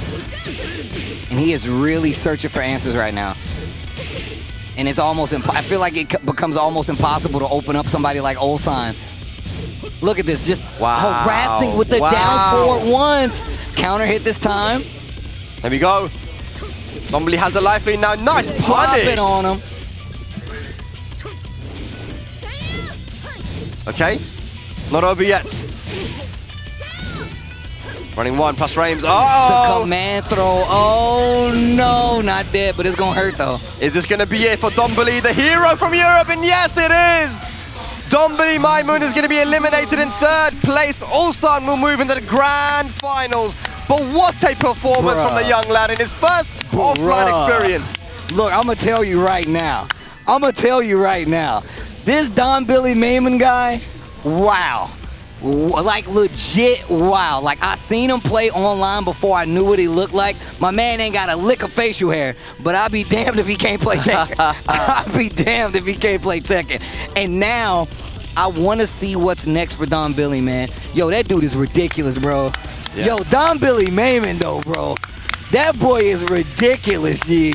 I've literally had to tell him multiple times how ridiculous that I think he is as a player. He really does make you understand just how much Germany kind of like extends a helping hand to some of his upcoming players. You see how active they are coaching, extending a helping hand, and really trying to teach these upcoming players that are next in the generation how to really take advantage. But how do you even tell this guy who beat Ulsan in his first meeting 2-0? Ulsan had to change up and adjust for him to get to this far. Made it back through on the losers final. Of course, DombiliMaymun making a switch to Fang. Had the damage, but didn't have the openings to really make something happen. And I feel like Ulsan's experience with Fang overall is one of the reasons you're going to check a back turn situation with just a hop knee and call out some of these things. One round, he did, what, 7 down 4-1s in a row before he even got a hit again. And that lets you know just how far Ulsan is thinking about this matchup and how good Kazumi is at contesting a lot of the things that happen in that set. I'm telling you, Steve, man, it's not just that, but also Ulsan's experience. You know, he just is the guy who has, you know, qualified for the World Tour Finals, who's one of the best in Korea and in the world. So to play against this person 2 times in tournament is valuable experience. And, you know, for a young kid, I mean, it's just amazing, and I can't wait to see how he develops now as a competitive player. Well, with that being said, man, I know you guys are tired of hearing us talk, and even if you are, we're going to talk more, but we're going to send it over to the analyst desk to see who they may or may not have with them. Boys, who you got with you this time? And welcome back to the analysis desk here with Kwis and Bubsy, and we are joined by a very, very special guest, the legend of Germany and Europe, Mr. Sephiblack. How are you doing, sir? I'm doing great, so thank you to be here, Kwis and Bubsy. So it's really cool to. Yeah, very, very happy to have you. The first thing I have to ask, because we just saw him up there, Dombilly, where did he come from? Out of nowhere, man. He came. This was his first offline event, like, and he performed so well. No German has seen him before. Like, this is like so unique. Ever. Not even Germany. So it's crazy because one thing that we usually talk about in the UK a lot is like the future of Tekken in the UK with all the rising stars that are coming out. It's so good, but it seems now that Germany has rising stars in abundance. Can you tell us about them? Yeah, man. I don't know. Probably the pandemic helped them to like practice for themselves, like, and playing online. Like, this is basically practice from online sessions they had. Like, Dombilly has a cousin which is called Newmaker, and he's also quite strong online. And since they're playing against each other, the Germans, they're supporting them, each other, and this helps for them, as it seems. Yeah, that's one thing I really like about the German scene is like you guys are always together, and then when someone's playing, like either you or Mihawk, or you Mihawk, or if you're playing, it's going to be Tetsu running up, giving advice all the time, like so supportive. So like, like what's like that's that level of like camaraderie. Between it's super important. Like giving support gives you confidence. If you're alone, it's like you have no one that supports you. And I feel like, from my personal experience, it's like when I know someone is cheering for me, it helps me so much. Like then I know I can do it. And they like screaming and shouting in a fun way. Quick question, off topic. In regional finals, can you do that for me? You know. Coaching, just jump on, say a few words. I understand when I play DVP. Then I can't. I need to support the Germans. But for you, I will do. Okay, yeah, sure. Okay, you heard it here, guys. If I make it for regional finals, this is the guy. The UK should shout for you and support you. We don't do that. I know. I'm thinking about that. We don't really. It's like we got like factions and hold on. Sorry about this guy. Yo, boss. Leute, Sorry, guys. Sorry about that. Yeah, no, it's something that we don't really have in the UK. It seems like it's something we need to pick up. Like I said, I feel like it is faction. So, for example, like Gosei, Joke, myself, and Chicken Maru. Yeah. Like I feel like Andrew Kang will be like there, but like other than that, like it's all split. You know, I feel like we need to be more like the Germans. I think it would help because, like, if you're giving these kinds of players that are on the stage like support, like, or just words like stay calm and stuff like this, this helps so much. That's the little things really do help when it comes down to that as well. But I guess a question as well. We're talking about UK. We're talking about Germany. Like we have you here. I have a question I need to ask. I'm not involved in this, by the way. I should just come out. I'm just asking the question. Of the scenes, which one is better? Who's the most successful European here in UFA? Joker. Did you just say Joker? Yeah. All right. Where's Joker though? He's in the shadow grand finals. He's in the Like- but so Imagine just Dombili, his first tournament. first ever. Yeah, he beat me. He beat Super Kkokkoma. He beat Ulsan. Like, Oh, what the yeah. hell? Are you That kidding me? run is Insane. I don't think I've seen any on your first tournament. I don't think something like that. I didn't think it was possible. In my first tournament, I drowned in pool. I drowned so heavy. I was. I must have won like one game or something. I was like, yeah. This is his first offline event. But this means he has experience from online events. Yeah. Where Yeah. he could like experience a similar like Yeah. event. That's why I think it helps. And people are like downplaying online too much, certainly. Like in some events, when you're just having good connections, it can be good, Yeah. helpful. And yeah. But back to the question. I need an answer. Which scene? Yeah, it will be decided today. Like UFA showed Germany is the strongest. It's very one. good. But regional finals will be interesting. Very. I think regional finals it will show a lot. Yeah, because that's definitely. what a lot of the players were sort of prepared. Like myself, I didn't enter UFA focusing on that. Yeah, Super that's good. Akuma, Joker, for example, wasn't even playing his main characters. Yeah, true. During UFA, like Yeah. everyone is sort of eyes focused on that. That's the like real event for us. Not to downplay what's been this amazing event, but like for us, it's that's the chance of the finals. You True, know, so, yeah, I get your point. Yeah. You know, The priority needs to be. So what you're saying is, if I beat DVP, UK Okay. is better. Just win the thing for us, all right? You're talking about. I'm just gonna focus. I'm just gonna beat DVP. I'm gonna beat Ah, nice. DVP, and I'm off. Let's see who is qualifying for the regional finals. Yeah. This is the thing. Two people Two people. Yes. will qualify. So if there are two Germans, Very unlikely. Damn. I think for UK, I think with Dombilly, Tetsu, and DVP, like that is a crazy like team there. And it could have been strong. I mean, you yourself could have made the finals. Yeah. But I put you in Super Kumi's pool. I didn't mean to do it. I didn't mean to like. He's lying. He's lying. He I did wasn't- mean to do it. you know. Whatever he says, just don't listen. but the worst thing Danyamado did with the UKlers. Oh, for man. UKlers. But it was a double-edged sword That was- because we eliminated each other, but it made sure we had two. Yeah, but coming that through was as well. Yeah, true. stressful. True, That was. That was tough. I've never been more stressed in my life, honestly. But yeah, no, I'm sorry about that. I was good. It wasn't intentional. I was thinking, oh yes, Sephiblack and Tetsu, they'll be fine. But Yeah, I never played against him in tournament. No, man. not at all. Yeah. But no, everyone here, we're having a good time. Sephiblack, we're very glad to have you here talking about, the German scene, the German factory. You guys have produced, and I think at some point there will probably be like a UK versus Germany, This would be sick like too, dedicated event, because I think with the level of talent that you guys have now, like the quality and quantity is insane. And I, genuinely speaking, I have no idea which way it would go if we were to have some kind of event. Yeah, I'm also like very excited to watch it soon. Hopefully, UK versus Germany. Yeah. Well, you'll be playing. Yeah, sure. Yeah. I need to. I think. Best player in Europe. Unfortunately not, but this is my goal. Yeah. All right. But thank you so much, Sephi, for joining us. This has been Chaos and Bobs with the Analyst Desk. We enter the video for the final game of the tournament. Make sure you guys do not go anywhere.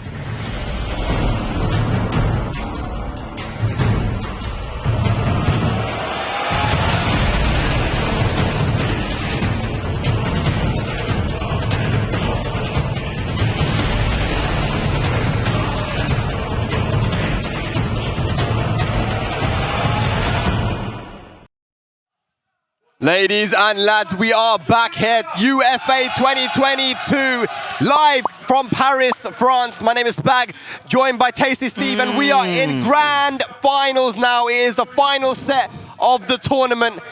Oh my God, what a topic it's been, Steve. I mean, it's been ridiculous. We've heard Sephiblack talking about what Germany's bringing to the table, talking about Dombilly as a player and what they've done so far. We got the boy Rizzo on the stage right now. Man, it's such a pleasure to actually see this dude do this in person, because I was watching him at the DBFZ finals. I'm such a big fan of this guy, and it's just a pleasure to be here once again for this ridiculous top 8. We had such a spread of characters, such a spread of regions itself, and the competition has been amazing. But for the grand finale here, Tekken 7 UFA 2022, we have none other Red Bull CLGs Kkokkoma walking down, made it through on winner's side here. And what an amazing run it's been. Spag pointed it out earlier. This could be her first big international win, but man, is it not going to be easy. However, I feel like Kkokkoma has been one of the players out here who's made her transition to like a top player in the world. Obviously not easy, but it's taken out some of the biggest players in the game. But now, has Ulsan been figured out enough for where Kkokkoma is going to be able to take him out? I'm not sure. I mean, you know, it's interesting because we don't even know what we're going to get. What are we going to get from Kkokkoma? What character? What character are we going to get from Ulsan? We know that there's two characters they both play very, very well, but Ulsan about to make the walk up to the stage. It's grand finals. Here we go. Ulsan, he's back. He is back to the Tekken scene, man. After that 2 years in the military service, he is back and he is, nothing's changed. Some things never change, Steve. Ulsan winning. It's continued, man. It's continued. Look, I'm going to tell you right now, the same thing goes. Ulsan coming from the loser's side, having to win 2 sets versus Kkokkoma. You're right. There's multiple characters we can see from either one of these guys. And honestly, I'm interested to see who's going to start the bout. But the thing is, what character will we see Ulsan go to first? I feel like it's more than likely we'll see the Elisa from Kkokkoma would be my call. However, the adjustments are gonna be crazy. This is gonna be a set right here. Because it's like, for me, I feel like not one person has like an obvious leg up. I feel like it's been more that Kkokkoma has done more than enough. Ulsan has done more than enough, and now this grand finals run is gonna be crazy. However, once again, that losers bracket side of things, the fact that Ulsan is on the loser side, I feel like that's gonna play a part.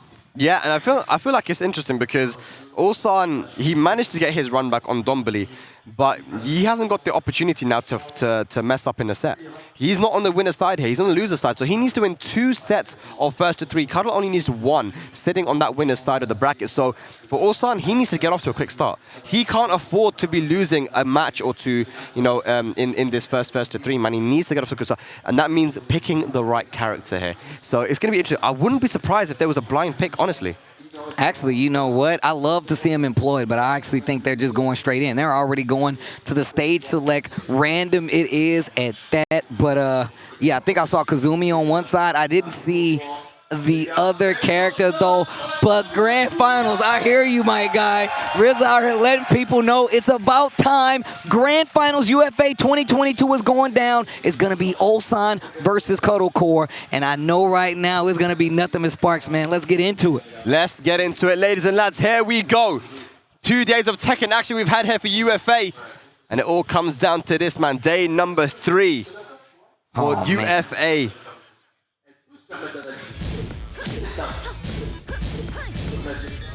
All right, and it's going to be the Elisa versus the Kazumi. Nice, simple play here. Already. Life lead in favor of Kkokkoma. Once again, she is on that winner's side. Ulsan trying to fight and even it up.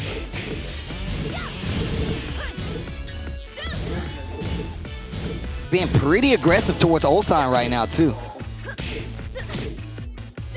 Yeah, just poking away, poking away. This is where Ulsan is very comfortable, but Elisa can do the very same thing. 1-1-2, rage available from both sides. Spins the blue. Kkokkoma has one of her own. Uh-oh. Unblockable. Nah. See the little twitch duck? Twitch duck. Crazy. It looked like he was standing the whole time. Bro, it looked like he was standing up the whole time. Yeah. Oh, destruction stance. What a block on the low. And I think it's more about the scramble. Like, Ulsan's scramble game is actually pretty strong. But Kkokkoma scramble game is actually super strong as well. Nice. That's going to be a very important move that standing 4 from Elisa. 13-frame high homing move to stop Ulsan from sidestepping. Oh, and like you mentioned, right, the sidestep, he just sidestep right after the low into the punish with the 10-frame jab. Ulsan in his first game looking super strong. Yeah. Okay. Back to. Very important to use that against Elisa, who has one of the best movement in the game. Yo, we're saving clips. Okay, cool. All right. I want to look at that later. We'll check it out, man. I hate when I accidentally save replays, bro. I hate that more than anything. Add it to your favorites. No! Right, I don't want that. I lost. Nice pickup. Gonna get the wall for sure. That's going to be Spike down 2. One more hit going to do it. Down, forward, forward to be the special get up. And Ulsan 3 rounds straight. And we mentioned this, Steve, right? Definitely want to get off to a quick start here. Get that lead early. First game already underway for Ulsan, and man, the scrambles weren't even going like that bad for Kkokkoma. It was just more about how sound Ulsan was playing, man. That little twitch duck right there lets you know just how prepared he was for any matchup that comes his way. Kkokkoma goes right back in on the same stage, same character, must be feeling confident about this, and once again, she does have a set to play with. Yes. I wouldn't play with it though, but she's got a set to play with. A bit of a different dynamic here though. I believe this is the first Korean she'll have to play against in this tournament, right? She didn't play against Kkokkoma, did she? I don't believe so, actually. No. So, you know, it's a bit of a different pace these Koreans have, for sure. Especially Ulsan, but nice standing for there.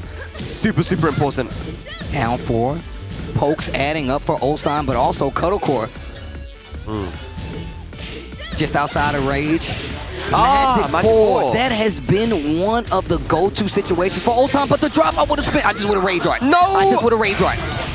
Rage drive gets interrupted. Ulsan, the reactions. Oh no. Wow, look at that, just ducking in her face. Beautiful move there again. Homing move, homing move. I seriously thought we were going to see her do rage drive. I was like, rage drive, do it. Nice! Ooh. We've seen her do that quite a lot, man. That back 4-4, using it, poking, baiting, punishing. Oh, gets hit by the blue stuff. Not a clean hit, though, so not a lot of damage. A little stomp for her to add up. Kkokkoma with the life lead and 30 seconds left on the clock. Definitely possible, but the low parry and the wall could seal the deal. Yes, that's going to be an easy combo.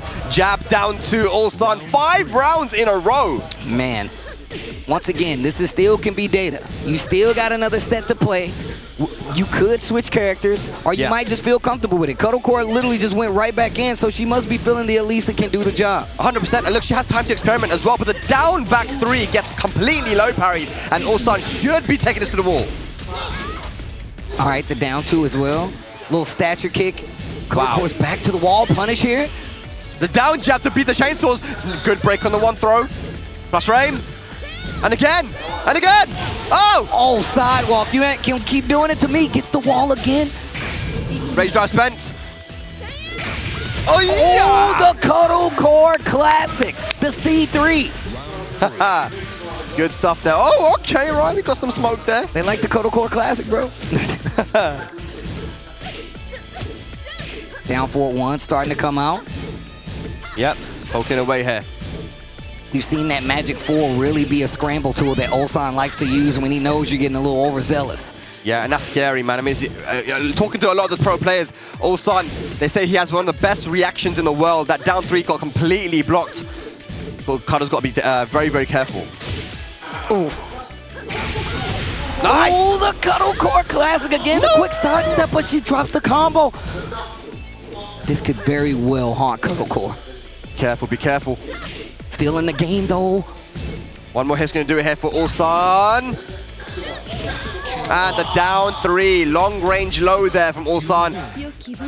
Kato did get around on the board, but that is a quick 2-0 for the young Korean. Yeah, man, she's picking it up, though. You can tell things are kind of opening up, but Ulsan has not changed this approach, and it's still working 2-0 in this first set. And I wonder if Kado is just using this first set now to try and get as much information as possible here, because, you know, it's looking like we might be getting a reset. It is 2-0, and it was 6-1 in rounds. Man, I want to see what her approach is going to be going into this third game. Yeah. Hopefully we can get, you know, if she can stop the momentum, stop the bleeding, so to speak, then we could definitely have a slower reset pace. But Ulsan just seems so sure with this pick. I feel like Kazumi does a good job of keeping a character like Elisa honest. We talked about the tracking moves. I feel like stuff like down 4-1, the running 2s really do help her out in this matchup. I know Elisa is evasive, but I feel like Ulsan is doing such a great job of making sure she doesn't get to play this very loose game where she's able to evade and find hits. He's making sure she stays put with the Elisa. Yeah. All right, here we go. Nice. Kkokkoma gets a nice little side step on the jab and punish. Oof. Oh, wow. Oh, wow. Actually got off the ground and still got clipped with the down 4. Look at the defense from Ulsan though, man. He's shutting down the power crush. He's blocking a lot of these lows and punishing perfectly. I like this more compact play for Kkokkoma though. Yeah. Making these rounds a lot closer. And this is exactly what I mean. Starting to find that path, starting to get a map to what it takes to hit Ulsan enough to get around, build it up. Yeah, she's not overextending too much either. You know, she's playing patient as well as Ulsan. Man, no one's hit each other for like the last 8 seconds, bro. Oh, the float. That's gonna go to the wall. It might be dead. No, there's not enough time anyway. 2 seconds left on the clock. Unless you hit the rage right. Oh man. Maybe she could have rage eyed. He was doing 4. He did an attack. If you see what it did instantly, it would have stopped the clock. And if it would have hit, 100% that would have killed. I definitely would have killed, yeah. Wow. All right, balcony break is there now. You got to be careful if you're Kkokkoma. Oh my God, the hard duck. Wow. I feel like, oh my God, Ulsan is all over her right now. The plus frames. Oh my God. Finally decides to duck. Wait a minute. Kkokkoma, shoe shine. Resources spent, blue stuff. 1-1. Just fishing with the down 4-2. Tries to go for a hop kick in the duck. Not gonna make Kazumi get hit. I'm surprised. Oh my God, dude, are you serious? Ulsan is on reset point here now. Fight. 8 rounds to 1. Can Kkokkoma bring it back to axe kick? Uh-oh. Oh, down 2, keeps the balcony intact. Yeah. Running 2 hits on the wall, tries to get up possibly. Oh man, it's not looking good. It is not looking good. The jab pressure here from Ulsan. Kkokkoma has a massive life deficit. Okay. Gets a big hit. Ulsan trying to Oh my God! Clipped. Speaking of getting clipped, the delayed hop kick. RZA letting the world know. We have a reset. Crowd know. We have a reset, ladies and lads. 3-0 for Ulsan, ending it with a delay hop kick, sending a message. And now it's time for Kkokkoma to think hard. It is the final set of the tournament here for UFA 2022. First to 3 action. Does she go to the Ling? I don't know, man. Kkokkoma is a person who is, we talked about people who switch characters. Kkokkoma is nice enough. She can say, you know what? I can switch to Ling Xiaoyu if things aren't working out, and I'm pretty sure that's the character that we getting. And we saw what happened last time. The Kkokkoma Ling Xiaoyu is really a character that lets her play her active pace and be evasive as well. She uses that AOP not only just to kind of scare the opponent, but she'll legit flash duck in your face, get around moves that she knows you're going to use, and really take advantage of that. That trophy is what they're trying to get to. And Kkokkoma, now this is reset, and it's first to 3, and that's going to be the champion here for UFA 2022. And man, oh man, Kkokkoma with the lane switch. Yes, she had to do something. I mean, Steve, Ulsan was all over the Elisa, right? I mean, she had to do something. But here we go, ladies and lads, our final set of the grand finals here at UFA. Fishing with that magic 4. And, you know, down forward 1 from Ling is going to be a very important move. It is a high crushing 14-frame mid. It's going to go under the jab and it's going to go under the magic 4. And on top of that, you still got this highly evasive Ling AOP that she could use. I don't know how successful it's going to be in this matchup, obviously, right? Yeah. Yeah, it just got shut down by the back 2. Punished out 10 frames, yes. One more hit going to do it, down forward 4. And that move is so good. The down forward 4 from Kazumi is a long-range mid, but it also tracks to her weak side. So, you know, if Kkokkoma tries to start it right, it's going to get hit. Yeah, down forward 4, man. We've seen it used earlier to catch the special get up, and not a lot of character has a valid down forward 4. Hey, you're right about that back 2, bro. Okay. Ulsan is on point right now. Down 2 guaranteed. Nice. Okay. Oh, wow. 1-2-2. Okay, hang on a second here. No, just the back dash. That down forward 4, just a small little whiff punish. Power crush. Mixing him up right now. This is good from Kkokkoma. Oh, the rage drive. Using Tony, bringing out the Tony. Bringing out Tony for the balanced breakfast combo. 1 of your 5 a day. Here we go. Oh, speaking of flash ducking, Kkokkoma, one of her own, gets the hop kick for the punish wall. What's the mix? Looking for the big launcher there. Yeah, Ulsan seems in control. Kkokkoma really trying to mix him up. And there we go, the AOP 2-1. Stature kick. Look how well that back 2 works against the AOP as well. Yeah, it's really making it hard for her to get anything started. 1-1, there goes the AOP again. Misses the whiff punish. Okay, Kkokkoma has an opportunity right here. Block, needs to be careful. Oh, wait, not gonna work. Recovery. Oh, drop it. Ah. Another 3-zip there. Kalak's trying all that she can. The Ling, the Alisa didn't work, the Ling didn't work. Ulsan is all over her right now. What is the next move? Going back to not character select, but stage select, and going to her stage, Twilight Conflict. Ulsan finally takes the lead in the set for the first time. He is 1-0 up after the reset, 4-0 in matches. Kkokkoma thinking very hard now. Thinking very hard. You can definitely run it back. It's definitely possible for Kkokkoma to run this back. The Alisa didn't do too well, but I feel like the Ling makes this a little more bearable. I mean, even though back 2 does clip a lot of stuff, you have to play a solid game versus a character like this. And just Ulsan now, because Kazumi has buttons that's going to hit you. I mean, look, they got some wild Lings in Korea as well, man. You know, if you think about people like Weka and Sodam and these guys. Oh, yeah. So, you know, he definitely will have the experience here against the stances. That's why we're seeing so many back 2s here from Ulsan to shut down the AOP. But can Kkokkoma guess right now on these AOP mix-ups? Stature kicks as well, tries to go for the whiff punish. Yep. That down 4-4, not slow enough for you to be able to do anything about it. Ulsan gets back to the wall, once again down 2 for the damage. Shutting everything down at the moment, look at the hop knee! Oh, big damage not done just yet. Yeah, huh? Running to beat the AOP stance again, Ulsan. The man can do no wrong, it seems. Oh, wow. Dude. Okay, straight, wall splat, down 2. Here we go, Ulsan. Oh, gets the wall splat again. Are we gonna break the balcony? No, keeps the wall pressure. No, he does. Yeah, the balcony break. Oh, wow. Okay, Nice. okay, gets the hop kick. Definitely needed something, but drops the combo. Ah, and the duck. Yeah, Ulsan all over it at the moment. Man, look at the defense. A masterclass on how to play against Ling with Kazumi. Just small moves. I love how compact Kkokkoma is playing, but like you said, I feel like Ulsan just looks way too comfortable. But now, Kkokkoma has a life lead for the first time in the beginning of the round, so can she keep it? That's the question. Look at that bullying with the down forward 4s, long range, mid poke. Okay. Okay. Nice. Okay. Caught you ducking. Kkokkoma could get around on the board. 1-1-2 knockdown. Uh-oh. Rage available, blue stuff. Is it going to come? Oh my god, bullying! Look how annoying he is with that low. Wow. Duck under that AOP actually working out. Gets around on the board, stops the momentum.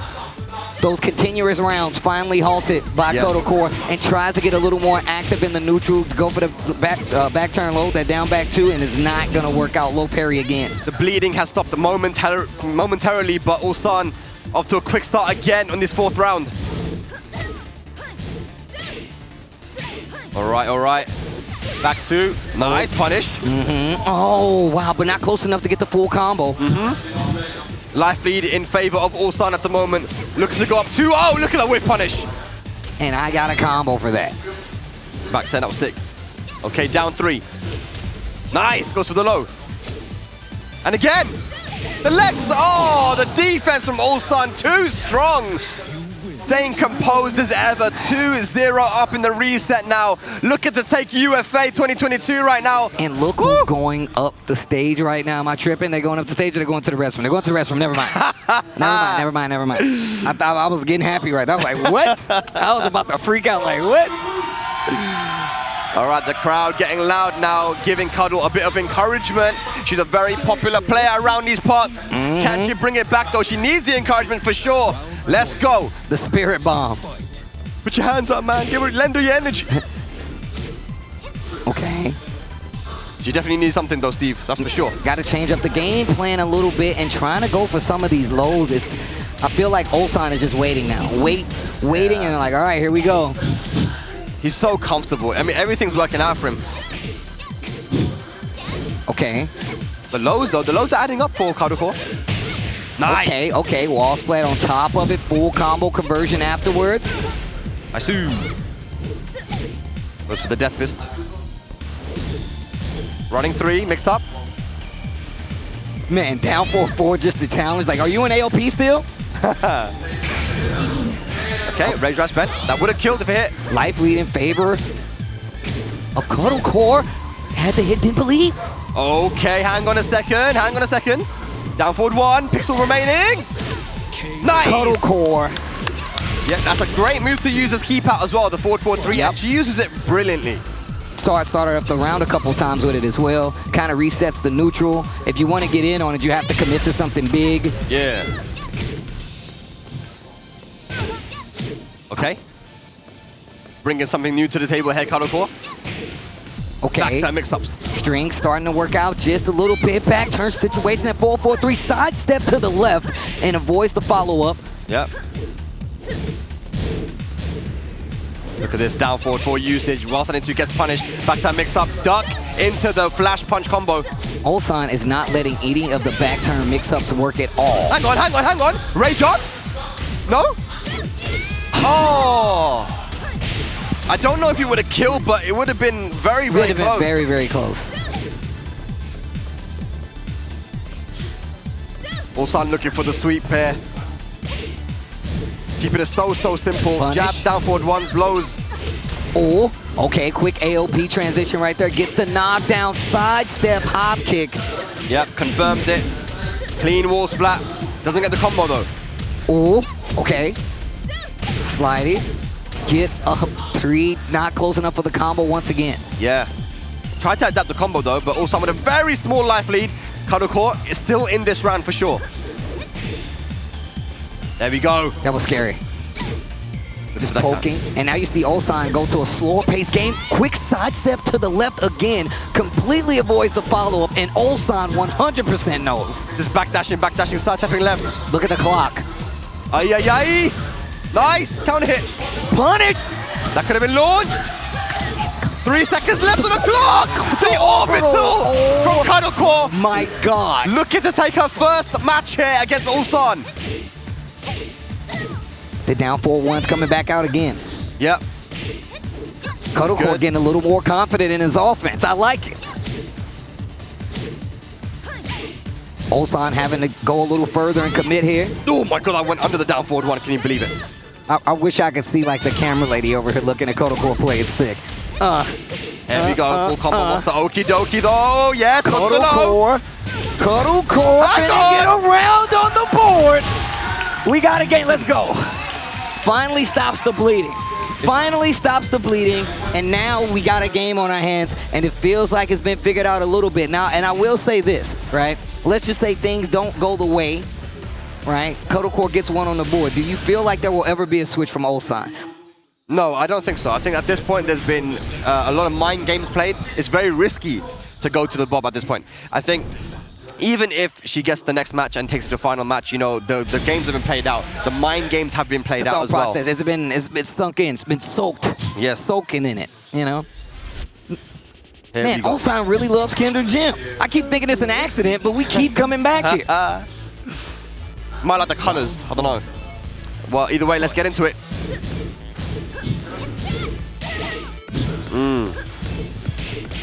Oh, punish on the back 4.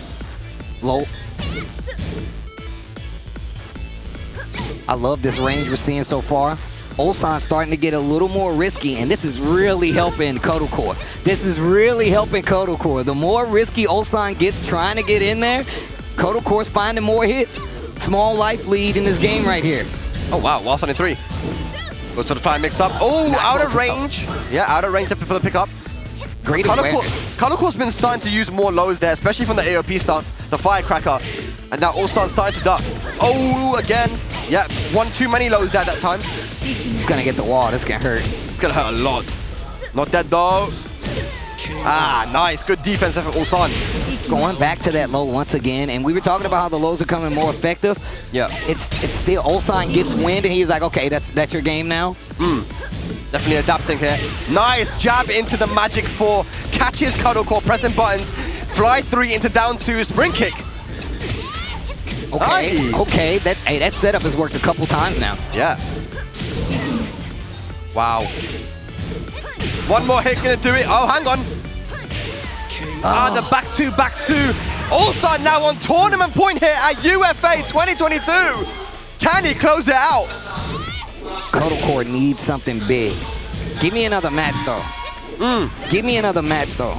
Big quick Drop it punish. on him. Oh my gosh, look at this. Keeping Kkokkoma out. Nice Magic 4. Okay, Magic 4 of her own. Kkokkoma Back at ya. looking for the parry there. Oh, wait a minute. Hang on a second. While standing 2. Not dead, but this is gonna hurt. Gives you rage, and you know Ulsan trying to close this out. The low AOP. What? Oh, no launch on the 1+2. Back time mix-ups. Rage available both sides. Ulsan. Kkokkoma! Oh my god. Oh Stays alive. my god. Kkokkoma is playing some Tekken right now. Kkokkoma is playing some Tekken right now, and Ulsan instantly answers back. Yeah, unfortunately, a big whiff there at the start of the round. That's big damage. Ulsan got Kkokkoma at the wall. Looking to close out this tournament. He can see the light at the end of the tunnel. Here we go, punish. Kkokkoma. Punish. Oh, the low once again. And that's gonna be it! Ulsan is gonna take UFA 2022! What a performance! Kkokkoma with second place, but the young Korean does it! He is back in the Tekken competitive field. What a performance!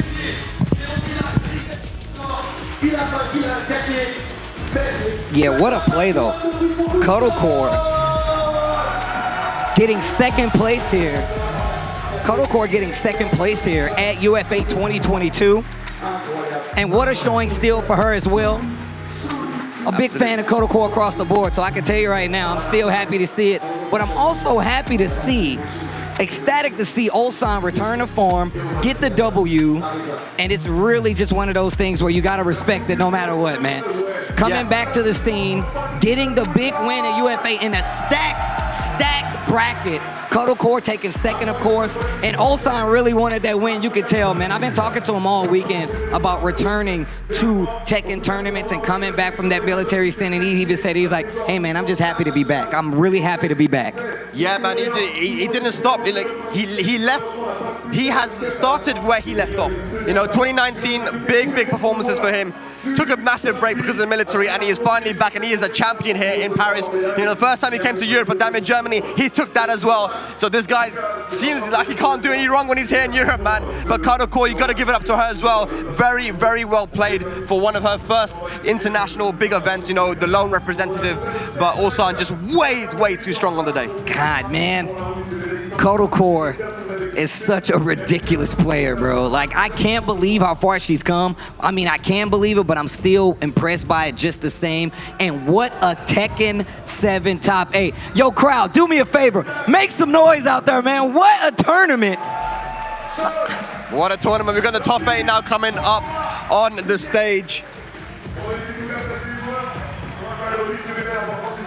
An amazing top 8.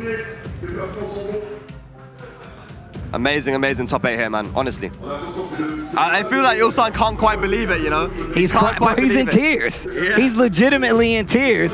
Because I'm telling you right now, when Ulsan was on deployment, when he went to his military, I still used to talk to him. He would tell me, I'm watching Tekken events on my phone. Even though I can't play, I'm watching these events. So you know this means a lot to him. I mean, Kkokkoma taking it down to the wire as close as she could, still starting to learn how to deal with Ulsan. Not going to be quite enough soon enough. And I feel like, man, I would love to see what happens the next time these two meet. I want to see, like, the arc that comes from this is probably going to be one of the greatest Kkokkoma arcs, bro. Because this is a great showing in an international event with a bracket like this. I mean, Dombilly, Kkokkoma coming back as well. I mean, it's an amazing top 8. Oh, Kalak, I mean, come on. The Tekken storyline is developing in the best of ways, Steve. I mean, it's so unpredictable as well. But I'm here for it, bro. I'm here for it, man. I love it. You know, we've got young kids coming out here, bro, performing on a big stage. but something never changed, bro. And it's Ulsan playing so well. There's Sephiblack as well. The crowd makes some noise there for him. What a performance. Yo, shout outs to RZA being our stage host for today, talking about this Tekken 7, giving us this top 8. Rue, Kang, the homie, the commentator, and just a good person all around. Another amazing showing for him as well. Killer Rue Kang has been silenced. It's back to the nice guy. There we go, man. The medals being delivered out to these guys. What a top 8 it was. Very unpredictable top 8. You know, looking at the people that were here, couldn't have predicted this at all. And of course, Jodd. Man, this dude told me, he was like, yo, Steve, you're going to see me, and it is at a top 8 UFA after only the best. Well, he played amazing as well, man. Shout outs to Jodd, man.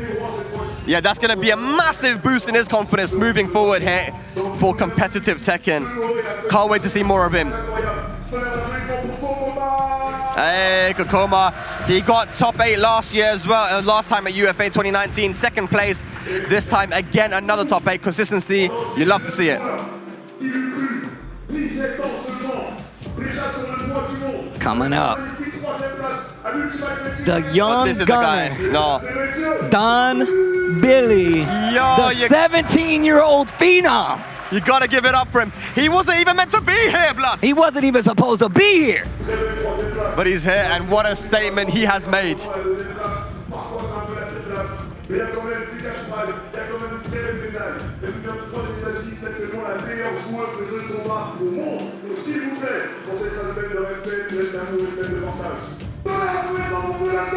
Yo, Kkokkoma. Yes.